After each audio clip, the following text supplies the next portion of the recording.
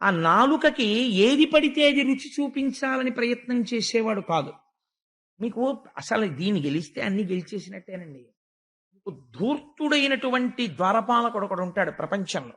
లోపలున్న ఆఫీసర్ గారు మంచివాడు, బయట నించున్నటువంటి ద్వారపాలకుడు చాలా ధూర్తుడు. వాడు మెహర్బానీ వెలగబెట్టేస్తుంటాడు. ఏమిటండి ఇలా వచ్చారంటాడు. సరే ఆఫీసర్ గారిని కలవాలని. అబ్బే భలేవరే, 15 రోజుల క్రితం పేర్లు ఇచ్చిన వాళ్ళు వెళ్ళలేదు ఇప్పటికంటాడు. లోపలున్న ఆయన కాదు, ఆయన ఎవరొచ్చినా పంపరా అంటాడు. కానీ దరిద్రం ఏంటంటే పాప ఆయన తెలియదు వీడెవడో వచ్చాడు. అలా ఇది గర్భాలయం, దీనికి పాపం ఏమీ ఉండదు. ఇది ఆకలేస్తే అయా లోపల పదార్థం అయిపోయిందండి ఇంకేమైనా పెట్టండి అని అడుగుతుంది. మీరు అందులో పాలు పోసినా, కాస్త పరవన్నం పెట్టినా, లేకపోతే ఇంత పులిహార పెట్టినా, ఓ 2 ఇడ్లీలు పెట్టినా, ఇడ్లీ మేస్టారు వద్దండి అని అదేం అందం. ద్వారపాలకుడు ఇక్కడ ఉంటాడు. వీడికి ఏమిటో తెలుసా అండి, అసలు పచనం చేసి జీర్ణం చేసి శక్తినిచ్చేది ఇది. వీడి పని ఏమిటంటే ఆఫ్టర్ ఆల్ లోపలికి పంపిస్తాడు అంతే. వాడు ఏమిటంటాడంటే అలా పంపమండి, 5 నిమిషాలు అయింది పప్పనే పెడతాడంటే మార్చండి అంటాడు. అంటే అప్పుడు మళ్ళీ కూర కలపాలి. దీనికోసం ప్రపంచంలో ఎన్ని కోట్లు ఖర్చు అవుతుందో మీరు ఆలోచించండి. లేకపోతే ఇంత పప్పు, ఇన్ని కూరలు, ఇన్ని పులుసులు, ఇన్ని పచ్చళ్ళు ఎక్కడి నుంచి వచ్చాయండి? ఎందుకండి? ఒక్క పదార్థంతో సరిపెట్టచ్చు. ఇది ఎప్పుడు అడగలేదు వెరైటీ. వెరైటీ అంతా దీంది. అందుకని ఇన్ని అడిగితే ఒక్కొక్కసారి ఇది ఏమంటుందో తెలుసా? ఏమన్నా ఆకలేసిందన్నాను, ఏమన్నా పెట్టమన్నాను, అదేంటండి ఇక్కడ దాటిపోయి ఇక్కడికి వస్తోంది, ఇంకా పంపించకండి బాబోయ్ అంటుంది.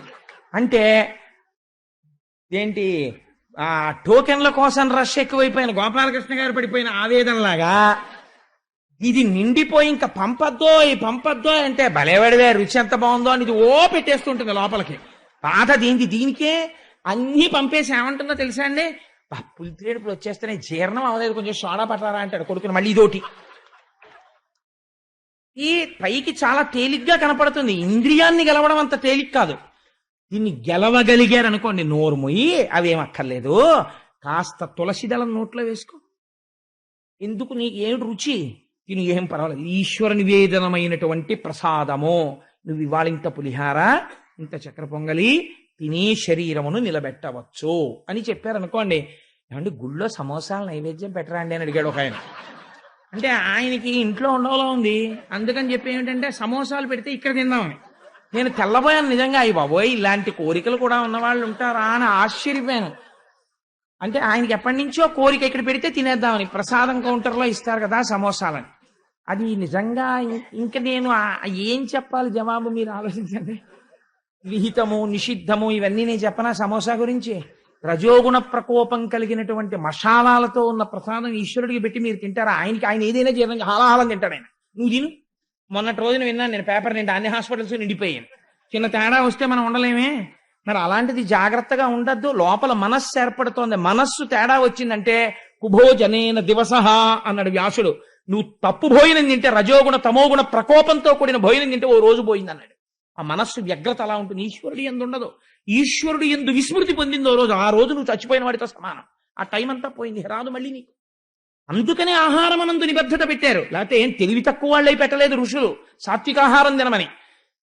కాబట్టి ఇప్పుడు ఆయన దేనిని గెలవగలిగాడు అంబరీషుడు? రసేంద్రియమును గెలవగలిగాడు. నోర్మోయ్ అనగలడు. ఎవరిని? నాలుకని. అలా మనం ఎప్పుడూ అనలేం. అది మన్నంటుంది, నోర్మోయ్ పట్రా వంకాయలు.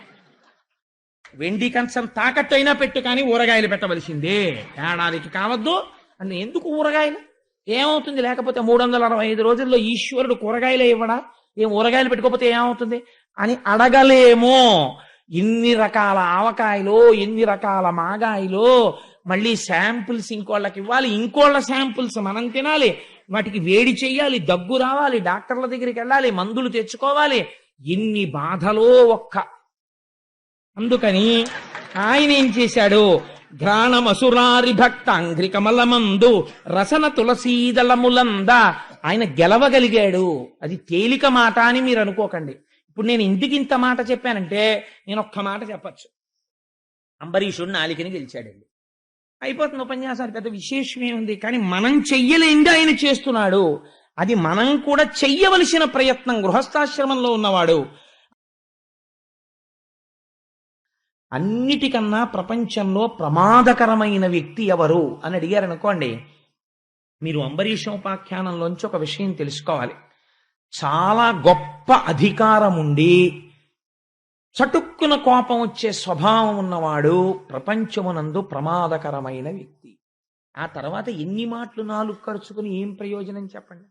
ఆయన చూస్తే గొప్ప అధికారి. ఇలా పెన్ పెట్టాడా ఒకటి జీవితాన్ని శాసించగలడు. తర్వాత పశ్చాత్తాపడతాడా లేదా మీరు వదిలిపెట్టండి, కానీ అపారమైన కోపిష్టి. దేనికైనా కోపం వచ్చేస్తున్నాయి. ఇప్పుడు ఆయన సీట్లో కూర్చున్నాడు. ఇప్పుడు ఆయన పెన్ పెట్టాడు అనుకోండి, ఉపకారమైనా జరగచ్చు, అపకారమైనా జరగచ్చు. కానీ ఏ రోజు ఉపకారం జరుగుతుందనో అపకారం లేకుండా ఉంటుందనో మీరు ఊహించలేరు. అపారమైన అధికారము వయస్సు కొంత వచ్చే వరకు మాత్రమే ఉండేటటువంటి వ్యక్తి పక్కన ఉన్న క్రోధమే అంత ప్రమాదకరమైతే,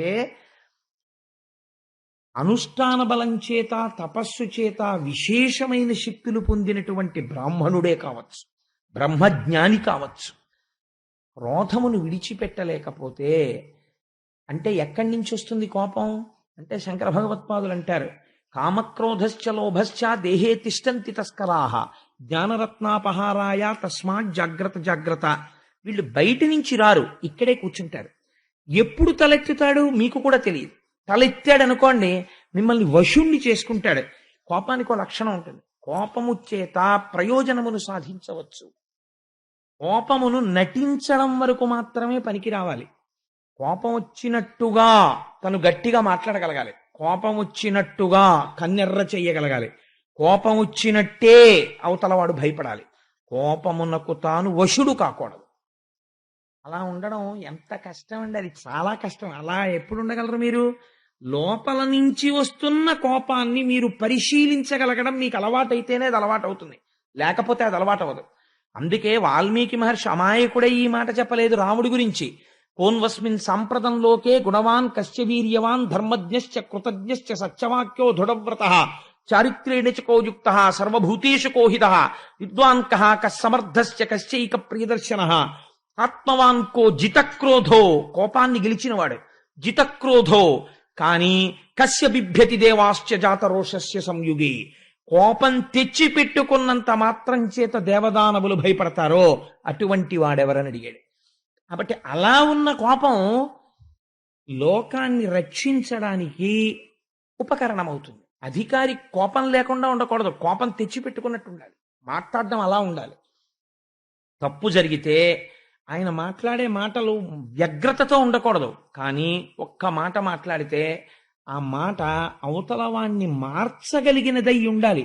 ఎడ్విన్ బి ఫిలిపో అంటాడు పర్సనల్ మేనేజ్మెంట్ లో, an officer should not only have the power of administering the subjects that have been kept under his control, he should also equally have the capacity to counsel the subjects under him, and he should be able to synchronize the objective goals and personal goals అంటాడు. ఎంత గొప్ప మాట చూడండి. వ్యక్తి యొక్క లక్ష్యములను సంస్థ యొక్క లక్ష్యములను సమన్వయం చేసి అవసరమైన చోట కోపము నటించి తన కింద ఉన్నటువంటి వారికి సలహా ఇచ్చి వారి వ్యక్తిగత జీవితంలో ఉన్న ఇబ్బంది తెలుసుకుని తన సలహాతో తెచ్చిపెట్టుకున్న కోపంతో వాళ్ళ ప్రవర్తనని చక్కదిద్ది సమర్థతతో తానున్నది కుర్చీలో ఎందుకో, తాను ఏ సంస్థ కొరకు అధికారిగా ఉన్నాడో సంస్థ ప్రయోజనాన్ని సాధించగలగాలి వ్యక్తి దగ్గర నుంచి. అలా పనిని రాబట్టగలిగినటువంటి సమర్థత ఉన్నవాడెవడో is called the able personal manager. And managers are born and seldom they are made అన్నాడు అంత పెద్ద రచయిత కూడా. అందుకే ఆ మేనేజర్స్ అన్నవాళ్ళు పుడతారు సహజంగా తప్ప అప్పుడప్పుడు తయారు చేయబడతారు. అందరూ క్వాలిఫికేషన్ వల్ల మేనేజర్స్ కాలేరు, ఎక్కడో తయారవుతారు. అందుకే మేనేజర్ కావాలంటే రామాయణం చదువుకున్నవాడే ఎఫెక్టివ్ మేనేజర్ కాగలడు నా దృష్టిలో. సరే, నేను ఈ విషయాన్ని మీకు ఇంతకీ ఎందుకు మనవి చేశాను అంటే, నేను సందర్భం లేకుండా ఈ విషయం ప్రస్తావన చేయలేదు. క్రోధము అన్నది, కోపము అన్నది ఏ స్థితికి తీసుకెడుతుందో మీకు చెప్పడం కోసం ఒక ప్రయత్నం చేశాను. ఇటువంటి ఒక తపస్వి శాపాన్నిస్తే లేదా వ్యగ్రతతో ప్రవర్తిస్తే దాన్ని తప్పుకున్నవాడు మనకి కనపడడు. అలా తప్పుకున్నవాడు ఎవరైనా ఉంటే ఈ సృష్టిలో నాకు తెలిసినంత వరకు అంబరీషుడు. ఇది ఈ చరిత్రకున్న గొప్పతనం. అలా తప్పుకోగలగడం అన్నది సాధ్యం అవుతుందా? అయింది. అంటే ఈయనెంత తపస్సు చేశాడో ఆయనంత తపస్సు చేశాడా పోని. ఎందుకంటే ఒక సందర్భంలో జరిగింది అలాగా. శపించలేదు గాని విశ్వామిత్రుడు వశిష్ఠ మహర్షి మీదకి అస్త్రాలు ప్రయోగించేశాడు. ఆయన ఈ మాత్రం దానికి లేచి నేను యుద్ధం చేయడం ఏమిటి, చికాగ్గా ఉంటుందని చెప్పి బ్రహ్మదండాన్ని ఇలా ఎదురుగుండా పట్టుకున్నాడు. పట్టుకుంటే ఆయన వేసిన అస్త్రాలన్నింటినీ ఇది గ్రసించింది అన్నారు వాల్మీకి మహర్షి. అప్పుడు ఆయనకి చాలా బాధ కలిగింది మనస్సులో. కలిగి మళ్ళీ తపస్సు చేశాడు. అందుచేత విశ్వామిత్రుడు వేసినటువంటి అస్త్రములను వశిష్ఠుడు గ్రసించగలిగాడు బ్రహ్మదండంతో తప్ప, బ్రాహ్మణ శాపమును తప్పుకున్నవాడు కానీ శపించినవాడు పరిగెత్తవలసిన రోజు కానీ మనం కథల్లో ఎక్కడ వినలేదు ఇప్పటి వరకు. అలా చేయడానికి పోని ఈయన కూడా ఏమైనా తపస్సు చేశాడా అండి? అంబరీషుడు కూడా చాలా గొప్ప తపస్సు చేసి మహర్షిని దాటిన వాడైపోని బ్రహ్మర్షి ఏమైనా అయ్యాడా? అలా కాకుండా మరి ఎలా తప్పుకున్నాడు? ఈ కోణంలో మీరు పరిశీలన చెయ్యండి. ఇప్పుడు మీకు గృహస్థాశ్రమం ఎంత గొప్పదో అర్థం అవుతుంది. ఇప్పుడు మీరున్న ఆశ్రమం మీరు అలా తయారు కాగలిగిన ఆశ్రమం. ఆ ప్రయోజనాన్ని మీరు సాధించలేకపోతే, అది చెప్పలేకపోతే పురాణం అనవసరం అయిపోతుంది. అప్పుడు ఆ కోణంలో మీరు అంబరీషోపాఖ్యానాన్ని ఇప్పుడు ఒక్కసారి అర్థం చేసుకునే ప్రయత్నం చేయండి. అంబరీషుడు గురించి పోతన గారు అంటారు, చిత్తంబు మధురిపు శ్రీపాదముల యంద పలుకులు హరిగుణ పఠనమంద, కరములు విష్ణు మందిర మార్జనములంద, చెవులు మాధవ కథా శ్రవణమంద, చూపులు గోవింద రూపవీక్షణమంద, శిరము కేశవ నమస్కృతులయంద, పదములీశ్వర గేహ పరిసర్పణములంద, కామంబు చక్రిక ఇంకర్యమంద, సంగమచ్యుత జనతను సంగమంద, ఘ్రాణమసురారి భక్తాంఘ్రికమలమంద, రసన తులసీదళములంద, రతులు పుంజసంగతులయంద, ఆరాజ చంద్రమునకు. ఎటువంటి స్థితిని అంబరీషుడు పొందగలిగాడు? చాలా మంది మా మనస్సు చాలా ఖేదంగా ఉందండి, మనస్సు శాంతి లేదు అని ఒక మాట అంటుంటారు. శాంతి లేని మనస్సుతో కూడుకున్నవాడు ఎక్కడుంటాడో వాడు ఇతరులకు కూడా అశాంతిని పంచిపెడతాడు. తాను ప్రశాంతంగా హాయిగా ఎప్పుడు ఉండగలడు అంటే ఆయన చేస్తున్న తపస్సు ఇది. దుర్వాసో మహర్షి చేస్తున్న తపస్సు వేరు. హిమాలయ పర్వతాల మీద కూర్చుని తపస్సు చేశాడు ఆయన. ఈయన చేస్తున్నాడు తపస్సు. ఎటువంటి తపస్సు?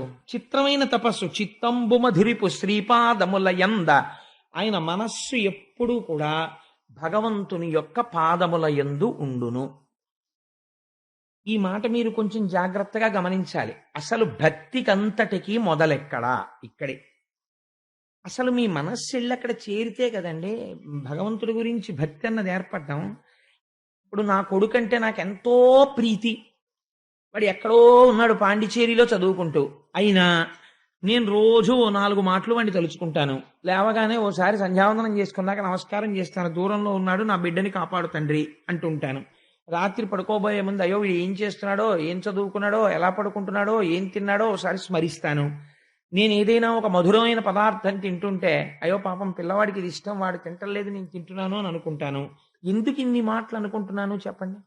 నాకు వాడి యందు ప్రీతి ఉన్నది కాబట్టి. ప్రీతి మీకు లేకుండా స్మరణము జరగదు. అసలు ముందు ప్రీసపోజిషన్, దాని యందు మీకు ప్రీతి కలగడానికి, మీకు స్మరణ కలగడానికి మీకు ఉండవలసినది ఏది? ప్రీతి ఉండాలి ఆ వస్తువు యందు. ఆ వస్తువు పట్ల మీకు మక్కువ ఉండాలి, ప్రేమ ఉండాలి, భక్తి ఉండాలి. ఉంటే స్మరిస్తారు. అలా స్మరిస్తే అన్నిటికన్నా గొప్ప భక్తి ఏది? మనస్సు దానిని తగులుకొని ఉండుటయే. అంతే భక్తి అంటే. ఎందుకు అలా తగులుకొని ఉండడము? ప్రయోజనం లేదు. అంతే. మనుష్య జన్మ ఎత్తాను కాబట్టి ఈ సమస్త చరాచర ప్రపంచమును నిర్వహిస్తున్నవాడు వాడు తప్ప అసలు అట్టే మాట్లాడితే వేరే వస్తువు లేదు. అందుకని నేను ఎప్పుడూ వాణ్ణి స్మరించకుండా ఉండలేక స్మరిస్తూ ఉంటాను. ఒక చిత్రమైన ప్రశ్న అడుగుతుంటారు కొంతమంది, ఏమంటే స్నానం చేసేటప్పుడు ప్రాతస్మరామి చదవచ్చా? ప్రాతస్మరామి అంటే ఏమిటండి? మనస్సుకు సంబంధించింది. నేను మిమ్మల్ని చదవద్దు అన్నాను అనుకోండి, మీరు స్మరించకండి ఈశ్వర పాదాలని. ప్రాతస్మరామిలో మీరు ఏం చేస్తారు? ప్రాతస్మరామి పరమేశ్వర వక్త్ర పద్మం అన్నారు. అది నోటితో చెప్పమన్నా దాని అర్థం ప్రాతస్మరామి పరమేశ్వర వక్త్ర పద్మం అంటే ఉదయం నిద్ర లేవగానే మొహం కడుక్కుంటూ నేను ఈశ్వరుడి యొక్క ముఖమును స్మరించినాను. ఇది మీకు చాలా ప్రీతి ఉంది, నేను స్మరించనా స్మరించద్దా అన్న ప్రశ్న మీకు ఎలా వస్తుంది నాకు చెప్పండి. నేను స్మరించద్దండి అన్నాను. మీకు ముందు అసలు మొహం కడుక్కుంటూ గుర్తొచ్చే విషయం ఏమిటో తెలుసా అండి? ధూర్తుడు నన్ను స్మరించద్దన్నాడు, బాబాయ్ మనస్సు అక్కడికే వెళ్ళిపోతోంది, అస్తమానం శివుడే గుర్తొచ్చేస్తున్నాడు అని మరీ వెళ్ళిపోతూ ఉంటుంది అక్కడికి. ఇప్పుడు కొత్తగా వెడుతోందని కూడా మీరు గుర్తుపట్టగలుగుతూ ఉంటారు. కాబట్టి మనస్సు వెళ్ళి పట్టుకోవడానికి మీరు పూజ చేస్తారు. కాబట్టి ఇప్పుడు ముందసలు అంబరీషుడు ఏ స్థితిలో ఉన్నాడు అంటే, ఆయన చిత్తం ఎప్పుడు శ్రీ మహావిష్ణువు యొక్క పాదములను పట్టుకొని ఉన్నది, అంటే పరిఢవిల్లిన భక్తి చేత ఉన్నాడు. ఇంత పరిఢవిల్లిపోయిన భక్తి సంసారమునందుండడానికి ప్రతిబంధకమైనదా అంటే, సంసారం వదిలేశాడా వెంటనే మహానుభావుడు అంబరీషుడు అంటే, పలుకులు హరిగుణ పఠనమంద, ఏది మాట్లాడినా హరిగుణములను వర్ణన చేస్తుంటాడు. ఈ రెండు ఎలా పొంతన కుదురుతాయండి? సంసారంలో ఉండడం, హరిగుణములను కీర్తించడము, ఈ రెండు ఎలా పొసగుతాయి అని మీకు అనుమానం రావచ్చు. నేను తరచూ చెప్తుంటాను ఒక ఉదాహరణ. భగవంతుణ్ణి తలుచుకోవాలనేటటువంటి భక్తి లోపల ఉండాలి తప్ప అసలు మీరు తలుచుకోకుండా ఉండడానికి అవకాశం లేదు. ఎందుకో చెప్పనండి. మీరు నిద్రపోయి లేస్తారు, నిద్రపోయి లేవగానే ముందు ఏం చూస్తారు? గడియారం వంక చూస్తాం, ఎంత అయింది టైము అని. ఏదో 6 అయింది, అమ్మో బాబాయ్ 6 అయిపోయింది అని నిద్రలేస్తాం. మీరు ఇప్పుడు ఒకసారి వెనక్కి వెళ్ళి ఆలోచన చేయండి. రాత్రి 11 గంటలకు పడుకున్నాను, 6 గంటల వరకు నాకు ఈ దృశ్యమానమైనటువంటి చరాచర జగత్తుతో ఏ సంబంధము లేదు. ఒక శవము ఎలా పడిపోయి ఉండిపోతుందో నేను అలా పడిపోయి ఉన్నాను. ఈ 6 గంటలో 5 గంటల సమయంలో ఈ జగత్తునందు ఏ మార్పులు జరిగాయో, ఏమి జరిగాయో, నా ఇంట్లోకే దొంగొచ్చావో నా పట్టుకుపోయాడో కూడా నాకు తెలియదు. కానీ ఏమీ తెలియని స్థితిలో ఉన్నటువంటి నేనని చెబుతున్న ఈ దేహము ఉండాలంటే కొన్ని ఉండాలన్నది మాత్రం నాకు తెలుసు. లోపల జీర్ణం జరుగుతూ ఉండాలి, ఊపిరి పీలుస్తూ ఉండాలి, వదిలిపెడుతూ ఉండాలి. అసలు అది నేను చెయ్యలేదు. కాబట్టి రాత్రి నిద్రపోతున్నప్పుడు వేరొకడెవడో శాసనం చేసి ఊపిరి తీయించి విడిచిపెడుతున్నాడు. పడొకడున్నాడు, వాడు లోపల కాపు కాసి ఉన్నాడు. అయ్యయ్యో నిద్రపోయాడండి పాప, ఆయన నిద్రపోవడం వల్ల వచ్చింది ప్రమాదం, గుండె ఆగిపోయిందని ఎవడైనా అంటాడండి? ఎవ్వడంటావు. మీరు నిద్రపోవచ్చు, కానీ గుండె మాత్రం కొట్టుకుంటూనే ఉంటుంది. మీరు నిద్రపోవచ్చు, ఊపిరితిత్తులు పనిచేస్తాయి. మీరు నిద్రపోవచ్చు, జీర్ణక్రియ జరుగుతూ ఉంటుంది. మీరు నిద్రపోవచ్చు, మీ నాడీ మండలం పనిచేస్తూ ఉంటుంది. ఇలా చేస్తోందంటే మీరు చెయ్యనిది చేయిస్తున్నవాడు ఒకడు ఉన్నాడా లేడా? ఉన్నాడు. వాడు ఏం చేశాడు? 2 ప్రయోజనములు చేశాడు. రాత్రి నాకు ఇరుక లేక పడుకున్నప్పుడు ఈ దేహమునకు ప్రమాదము వాటిల్లకుండా రక్ష చేశాడు. లోపల చెయ్యవలసిన పనులన్నీ వాడు చక్కబెట్టాడు. 2, నిద్రపోవడం ప్రమాదంగా చెయ్యకుండా బడలిపోయినటువంటి నా ఇంద్రియములకు శక్తినిచ్చాడు. జ్ఞానం కోణం పక్కన పెట్టండి, అది సుషుప్తి, బ్రహ్మము, ఈశ్వరుడు, ఇంద్రియాలు పక్కన పెట్టండి. కాసేపు భక్తి కోణంతో ఆలోచించండి. వాడు రాత్రి నిద్రపోతే మిమ్మల్ని ఏం కష్టపెట్టలేదే. వాడు ఏం చేశాడు? హాయిగా మీరు నిద్రపోతే మీ కంటికి మళ్ళీ బలం ఇచ్చేశాడు, చెవికి బలం ఇచ్చేశాడు, ముక్కుకు బలం ఇచ్చేశాడు, నాలుగుకి బలం ఇచ్చేశాడు. లేచి ఉత్సాహంగా మళ్ళీ తిరిగేస్తున్నారు.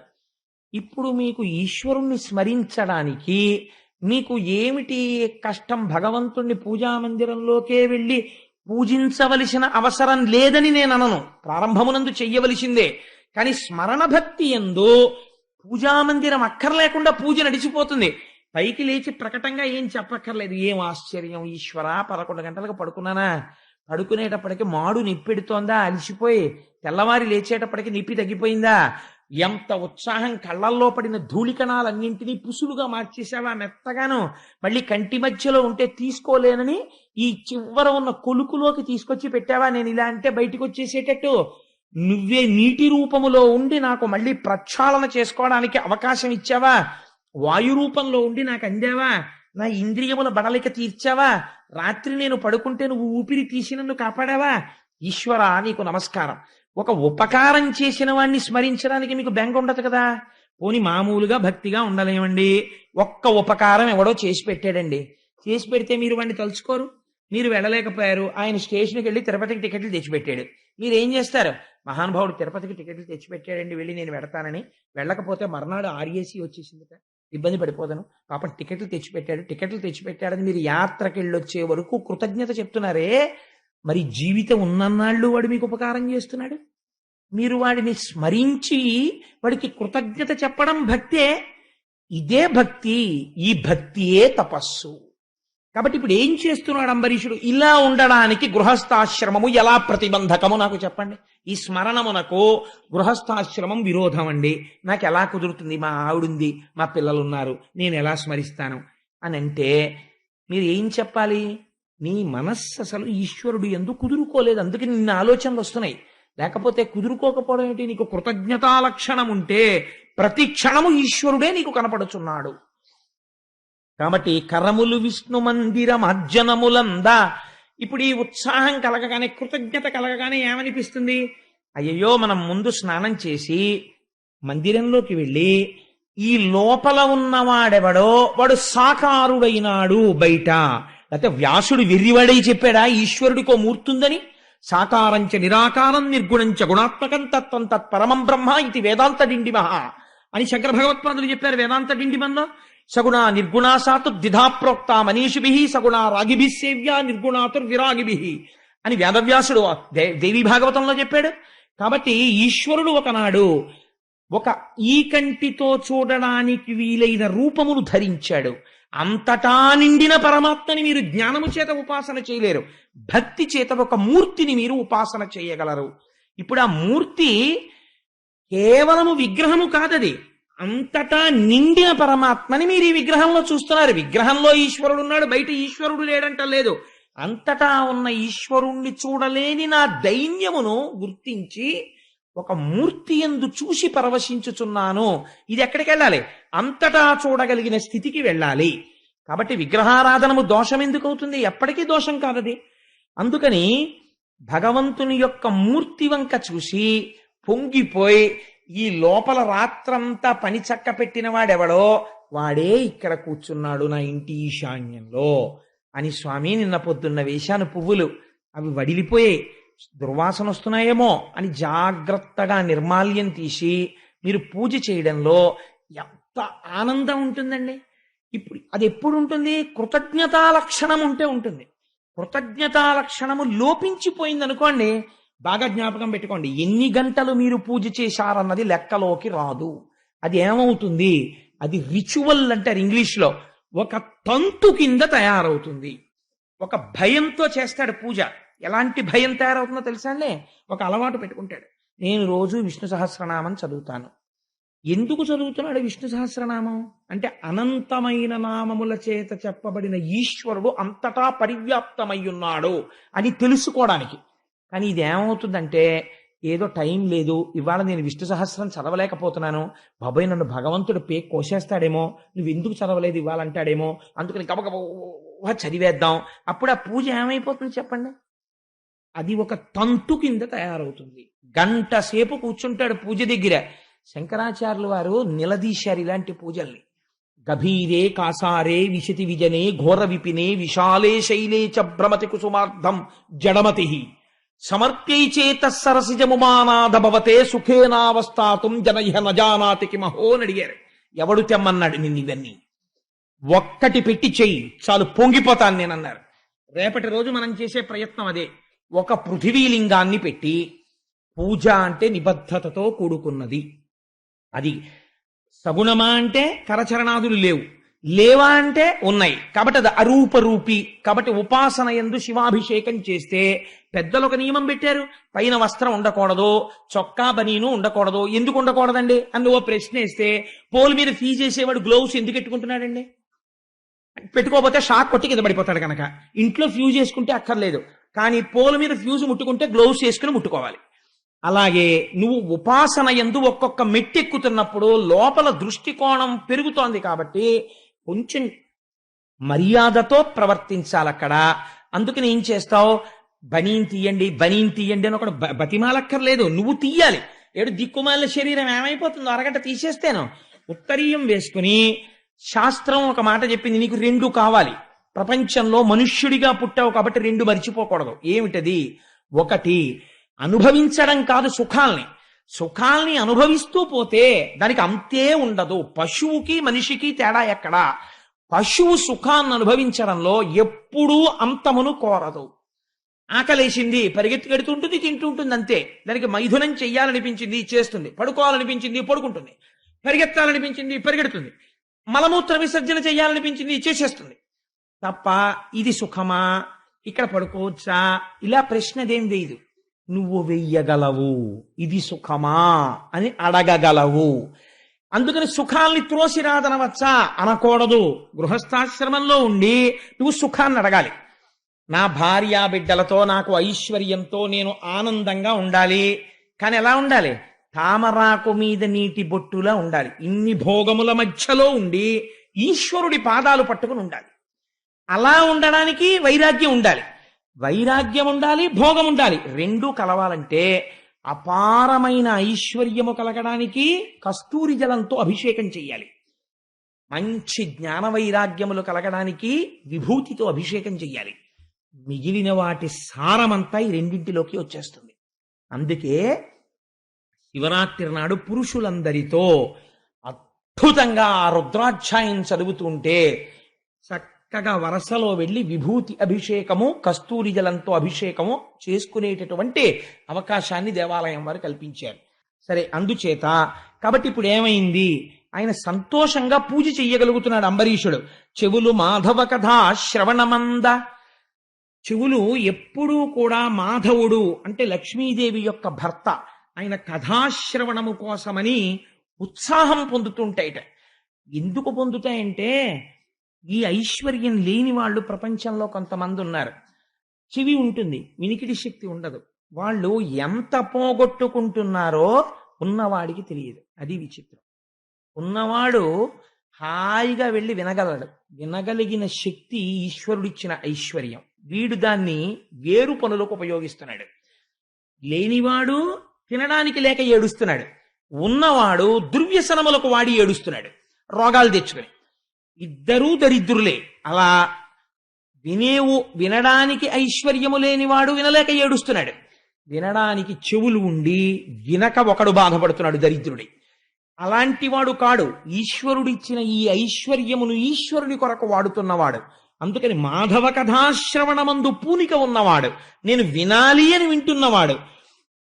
చూపులు గోవింద రూప వీక్షణమంద.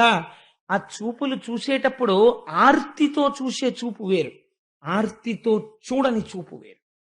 కొడుకు ఒక 3 నెలల తర్వాత హాస్టల్ నుంచి వచ్చాడనుకోండి, చొక్కా విప్పి బనీ నిప్పి అక్కడ పెట్టగానే తండ్రి చూస్తాడు, తల్లి చూస్తుంది. తల్లి చూడడం ఎలా చూస్తుందో తెలుసా అండి?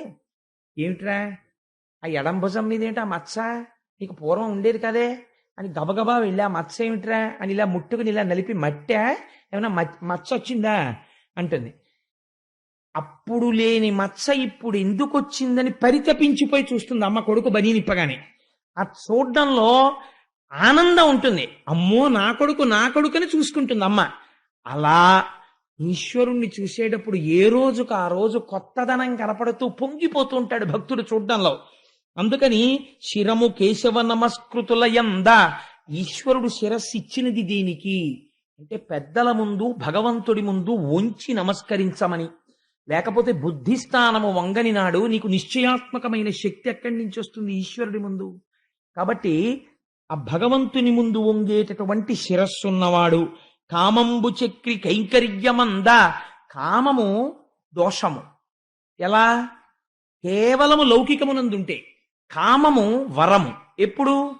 భగవదాభిముఖ్యాన్ని పొందితే. ఈశ్వరుడి యొక్క సేవ కావాలి అని కోరుకున్నాడు అనుకోండి, ఆయనకి కామం ఉందా లేదా అంటే కామం ఉంది. కామం అంటే కోరిక. మీరు ఇంకో రకంగా అర్థం చేసుకోకండి. కోరిక ఉన్నది. ఒక ఆయనకి ఏం కోరిక ఉన్నది? ఊటీ వెడదామని ఆయన కోరుకున్నాడు. ఇంకొక ఆయనకి కోరిక ఉన్నది, వెంకటాచలం వెడదామని కోరుకున్నాడు. ఇప్పుడు ఆయనది కామమే, ఈయనది కామమే. ఈ రెండు కామములలో ఒకటి కామమైన బంధించకుండా రక్షణ వైపుకి నడిపించేస్తోంది.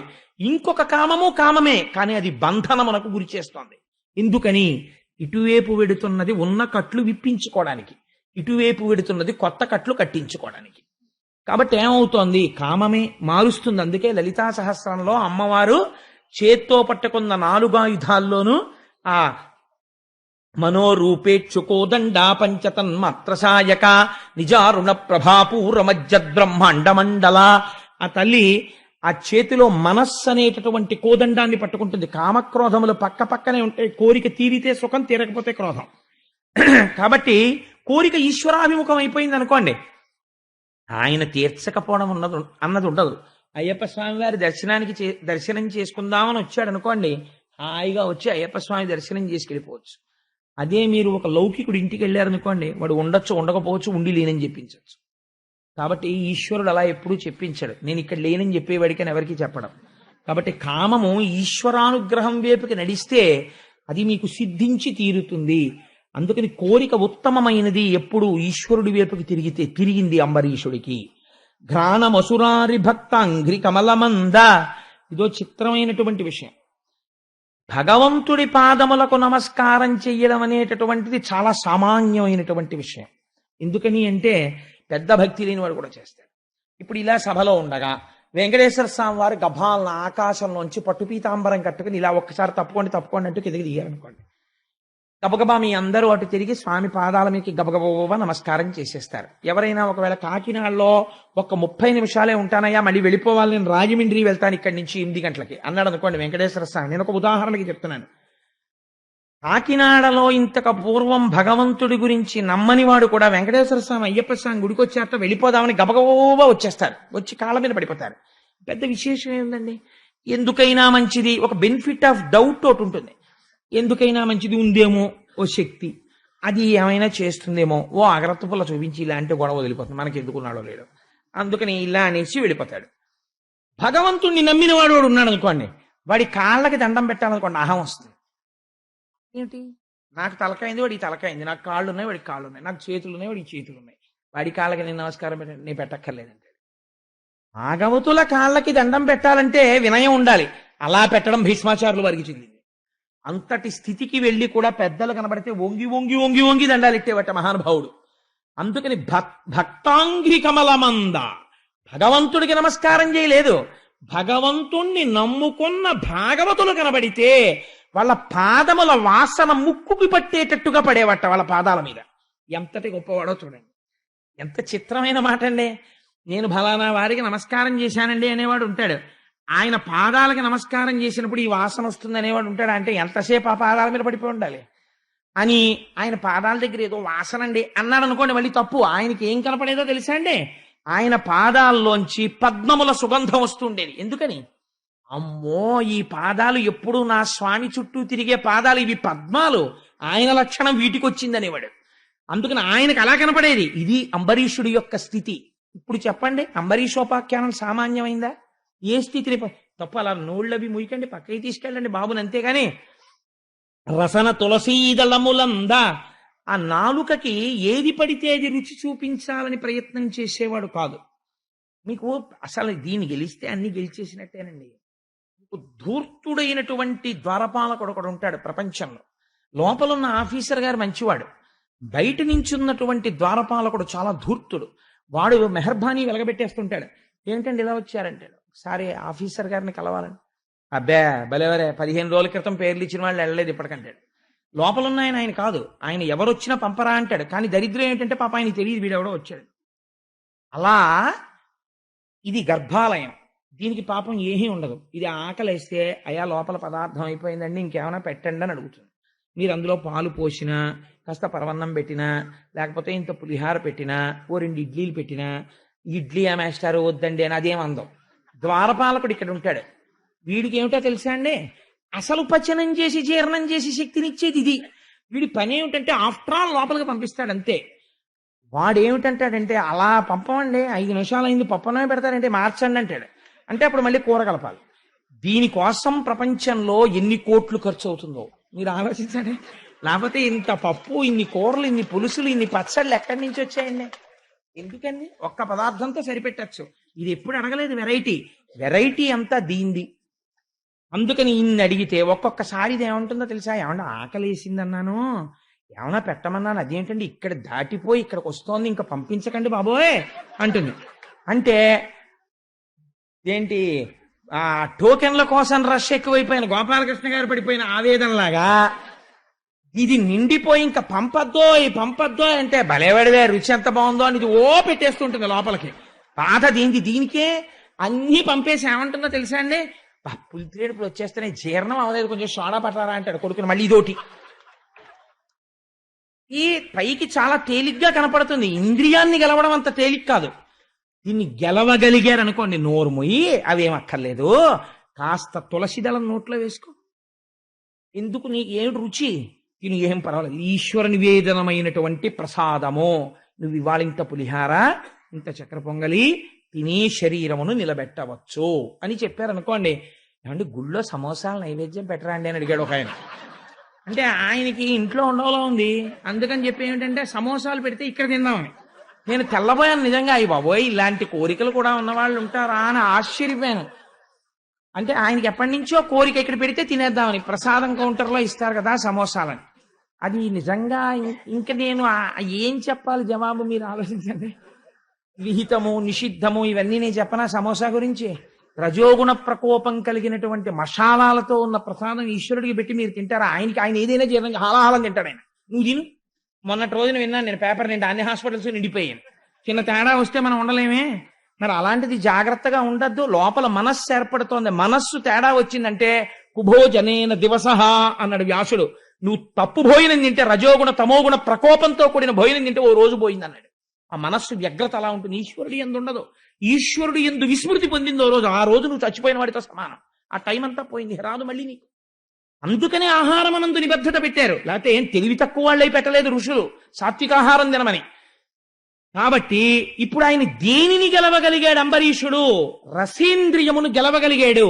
నోర్మోయ్ అనగలడు. ఎవరిని? నాలుకని. అలా మనం ఎప్పుడూ అనలేం. అది మన్నంటుంది, నోర్మోయ్ పట్రా వంకాయలు. వెండి కంచం తాకట్టు అయినా పెట్టు, కానీ ఊరగాయలు పెట్టవలసిందే. ఏడాదికి కావద్దు అంటే ఎందుకు ఊరగాయలు? ఏమవుతుంది లేకపోతే? 365 రోజుల్లో ఈశ్వరుడు కూరగాయలే ఇవ్వడా? ఏం ఊరగాయలు పెట్టుకోకపోతే ఏమవుతుంది అని అడగలేమో. ఎన్ని రకాల ఆవకాయలు, ఎన్ని రకాల మాగాయలు, మళ్ళీ శాంపుల్స్ ఇంకోళ్ళకి ఇవ్వాలి, ఇంకోళ్ళ శాంపుల్స్ మనం తినాలి, వాటికి వేడి చెయ్యాలి, దగ్గు రావాలి, డాక్టర్ల దగ్గరికి వెళ్ళాలి, మందులు తెచ్చుకోవాలి, ఎన్ని బాధలో ఒక్క. అందుకని ఆయన ఏం చేశాడు? ఘ్రాణమసురారి భక్త అంఘ్రికమలమందు రసన తులసీదళములంద ఆయన గెలవగలిగాడు. అది తేలిక మాట అని మీరు అనుకోకండి. ఇప్పుడు నేను ఇంటికి ఇంత మాట చెప్పానంటే నేను ఒక్క మాట చెప్పచ్చు, అంబరీషుడు నాలికని గెలిచాడండి, అయిపోతుంది ఉపన్యాసాలు, పెద్ద విశేషం ఏముంది. కానీ మనం చెయ్యలేంది ఆయన చేస్తున్నాడు. అది మనం కూడా చెయ్యవలసిన ప్రయత్నం గృహస్థాశ్రమంలో ఉన్నవాడు. అందుచేత రతులు పుణ్యసంగతుల యంద ఆ రాజచంద్రమమునకు, ఆ రాజచంద్రుడు ఆయన కోరికలు ఎప్పుడూ కూడా ఈశ్వరుని యందు మగ్నమై ఉండేవాడు. లోపల బుద్ధి ఇలా ఉంటే ఈశ్వరుణ్ణి పట్టుకుని తిరుగుతున్నాడు. ఆయన రాజ్యపాలననేం విస్మరించలేదండి. మీకు చాలా ఆశ్చర్యకరమైనటువంటి విషయం ఏమిటో తెలుసా? ఆయన రాజ్యం చేస్తున్నప్పుడు షడ్రసోపేతమైన భోజనం అక్కడ పెట్టేవారు. ఎలా తినేవాడో తెలుసా అండి? ఓహో, శ్రీమన్నారాయణుడు ఆహార రూపమై వచ్చి నాలోకి ప్రవేశిస్తున్నాడు స్వామి అనేవాడు. కాబట్టి ఇది నిండడానికి అంత పుచ్చుకునేవాడు. దీనికోసం తినేవాడు కాదు. ఈశ్వర నివేదన చేసి తాను పుచ్చుకునేవాడు. ఈశ్వరుడికి నివేదన చేసేటప్పుడు సత్వగుణ ప్రధానమైన పదార్థం పెడతాం కాబట్టి ఆయనకి పెట్టి తాను తినాలి కాబట్టి అలా తినేవాడు. ఎవరైతేనైనా మాట్లాడుతున్నాడు అనుకోండి, అబ్బా టైర్ అయిపోయానండి ఇంకనేవాడు కాదు. ఎందుకని? శ్రీమన్నారాయణుడు వస్తున్నాడు నన్ను చూడడానికి, అస్తమానం ఎన్ని రూపాల్లో వస్తున్నాడో నా స్వామి అనేవాడు. అందుకే పోతన గారు ఎంత గొప్ప పద్యం ఇచ్చారంటే, హరియని సంభావించును హరియని దర్శించునంటూ నాఘ్రాణించున్ హరియని రుచిగొనదలచును హరిహరిఘను అంబరీషు అలవియ పొగడన్. అంబరీషుణ్ణి మేం పొగడలేమన్నారు. ఎందుకని? ఒక్కటే కారణం, హరియని సంభావించును. ఏది కనపడనివ్వండి ప్రపంచంలో, ఏ వస్తువు కనపడనివ్వండి, అప్ప నా స్వామి ఎన్ని రూపాలతో కనపడుతున్నాడో బాబోయ్ ఇవ్వాలంటుండేవాడు. విష్ణు సహస్రనామం పట్టుకుని సహస్రశీర్షవదన అని లలితా సహస్రం పట్టుకుని అనడం కాదు, బయటికి వచ్చి విశ్వం అది విష్ణు సహస్రానికి మొదటి మాట. అంతటా నా స్వామి ఎన్ని ముఖాలతో ఉన్నాడో అనగలిగితే, ఇలా అనకుండా నువ్వు అనగలవా? ఇన్ని ముఖాలతో అయ్యవారిని చూస్తుంటే అలా అనగలిగాడు అంబరీషుడు. అంతటా ఈశ్వర దర్శనం చేశాడు. హరియని దర్శించు అంటూ నఘ్రాణించు. ఏదైనా వాసన చూస్తే ఈ వాసన కూడా హరే, శ్రీమన్నారాయణుడే ఈ వాసన రూపంలో ఉన్నాడు అని పీల్చేవాడు. ఏదైనా ముట్టుకుంటే ఇది శ్రీమన్నారాయణుడే, పంచభూతములుగా ఆయనే ఉన్నాడని ముట్టుకునేవాడు. హరియని రుచిగొన్నదలచును. నాలుకకు పెట్టేటప్పుడు ఎలా పెట్టేవాడో తెలుసా అండి? తను తింటున్నానని తినేవాడు కాదు, ఇది శ్రీమన్నారాయణుడని నాలుక మీద పెట్టుకునేవాడు. హరిహరిఘను అంబరీషు నలవియ పొగడన్. ఇలాంటి వాడిని పొగడడానికి అబ్బబ్బా అనకూడదు. కాబట్టి పోతన గారు ఎంత అందంగా పద్యం పూర్తి చేశారో చూడండి. హరిహరి ఈయన్ని పొగడం ఎవరికి తరం రా అన్నారు. ఆయన కూడా అంబరీషుడు గురించి చెప్పడం మొదలెట్టినంత మాత్రం చేత పద్యంలో హరిహరి పడిపోయింది. అంబరీషుడు గురించి విన్నంత మాత్రం చేత నీలో జీవితంలోకి హరిహరి ఎందుకు ప్రవేశించదు? ఆంతరమునందు మీకు ఒక అభయాన్ని కటాక్షిస్తున్నారు. అతనికి ఈహమా అని హరులందు కరులందు ధనములందు గేలి వనములందు పుత్రులందు బంధుమిత్రుల యందును పురమునందు అంతిపురమునందు. చిత్రమైన మాట అండి ఇది. ఇలాంటి వాటి గురించి చెప్పాలంటే సాధికారత కలిగినటువంటి మహాపురుషుల నోటి వెంటే. అతనికి ఈహమా అని హరులందు కరులందు. అంతఃపురాల మీద కోరిక లేదు, ఏనుగుల మీద కోరిక లేదు, గుర్రాల మీద కోరిక లేదు, ధనం మీద కోరిక లేదు, ఓ ఉద్యానవనాల మీద కోరిక లేదు, కొడుకుల మీద కోరిక లేదు, బంధుమిత్రుల మీద కోరిక లేదు, రాజ్యం మీద కోరిక లేదు, అంతఃపురం మీద కోరిక లేదు.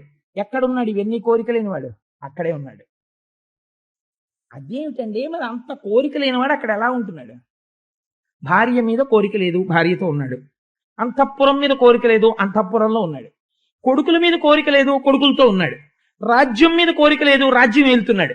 ఇలా ఎలా ఉంటాడు అంటే దీన్ని కర్తవ్యనిష్ట అంటారు. వెర్రిగా వ్రేలాడడం లేదు.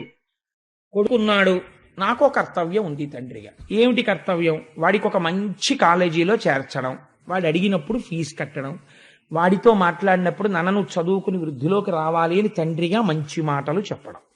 ఇప్పుడు వాడు ఏ కారణం చేతనైనా పాడయ్యాడు, తప్పు చేశాడు, వాడు ఆ తప్పు దిద్దుకునేటట్టుగా మళ్ళీ 4 మంచి మాటలు చెప్పడం, దానివల్ల తండ్రిగా నేను పడే ఖేదాన్ని వాడికి చెప్పగలగడం, వాడు గుర్తించేటట్టు చెయ్యడం. అయిపోయింది నా కర్తవ్యం. ఇంకంతకన్నా అయ్యో అయ్యో అయ్యో అని మీరు బెంగ పెట్టేసుకుంటే, లంపటం పెట్టేసుకుంటే వాడు మారిపోతాడా? మీరు పాడైపోతారు కాదండి. మీ దృష్టి వాడి మీద ఉండిపోతుంది, వాడు మాత్రం బాగుపడ్డావు. ఈ లంపటము మీరు కోరుకుంటే తీరేది కాదు, ఈశ్వరుడు మారుస్తాడు. మారిస్తే ఏమవుతుందో తెలుసా అండి? కర్తవ్య దృష్టిలో కెడతాడు.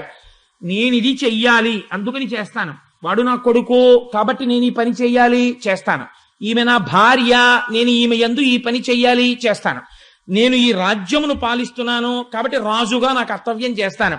అంతకు మించిన లంపటం నాకేమైనా ఉందా? దానితో నాకేం వెర్రి బంధాలు లేవు. లంపటము నివారింపను సంపద కృప చేయ జయము సంపాదింపన్ సంపెడి వారి వధింపను సొంపారగ నీకె చెల్లు సోమార్థధర అంటారు పోతన గారు.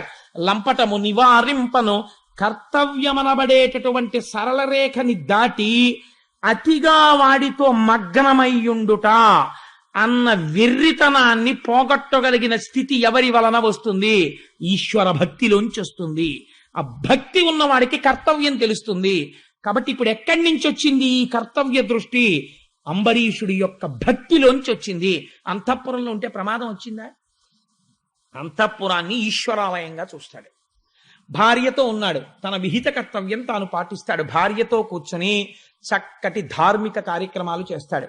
కొడుకుల్ని కన్నాడు, వాళ్ళకి విద్యాబుద్ధులు నేర్పిస్తున్నాడు. గురువులు కనబడతారు, వంగి వంగి సాష్టాంగ నమస్కారాలు చేస్తాడు. తనకి షడ్రసోపేతమైన భోజనం పెడతారు, ఇదంతా నారాయణ స్వరూపం అంటాడు, నివేదన చేసుకుంటాడు. తను నాలుకకి లొంగకుండా ఓహో ఇన్ని రుచుల యందు ఈశ్వరుడే ఉన్నాడంటాడు. ప్రసాదం ఎలా తింటామో అలా తింటాడు. కొంతమందికి ఒక విచిత్రమైన బుద్ధి ఉంటుంది. మేమంటే 20 ఏళ్ల క్రితం తిరుపతి వెళ్ళాం. అప్పుడు లడ్డు ఇంతంత లడ్లు ఇచ్చేవారు, ఒక్కొక్క దాంట్లోనంటే ఇంతంత జీడిపప్పు ఉండేది. ఇప్పుడు చూడండి అంటాడు. 20 ఏళ్ల క్రితం తిరుపతి వెళ్ళిన వాడివి, ఆ తర్వాత 20 ఏళ్ల వరకు నీ జీవితంలో మళ్ళీ తిరుపతి వెళ్ళలేకపోయావు. నువ్వు అమెరికాలో లేవు, చైనాలో లేవు, ఇండియాలో ఉండి రాత్రి రైలు ఎక్కి పడుకుంటే 150 పుట్టి 20 ఏళ్లకి కానీ నేను మళ్ళీ తిరుపతి వెళ్ళలేకపోయానని వాడు ఏడవలేదు. కోట్లు ఖర్చు అయిపోయాయి, నేను వెళ్ళలేదని ఏడవలేదు. వీడు ఎందుకు ఏడుస్తున్నాడంటే అప్పుడు ఇంత జీడిపప్పు ఉండేదిట, ఇప్పుడు లేదుట, ఎందుకు ఏడుస్తున్నాడు. వాడిని ఏమనాలి? కొంతమంది తినడం అలా ఉంటుంది. ఆ ప్రసాదమునందు కూడా ఎంపికే. అంతేకాని ప్రసాదం రా, ప్రసాదం తినడం ప్రసాదంగా తినాలి, ప్రసాదమునందు రుచి ఎంచరాదు. ఇప్పుడు షడ్రసోపేతమైన భోజనం మీకెడితే ఏమిటి, ఏది అయితే మీకేమిటి, మీరు దాని యందు ఈశ్వరుని చూస్తున్నారు.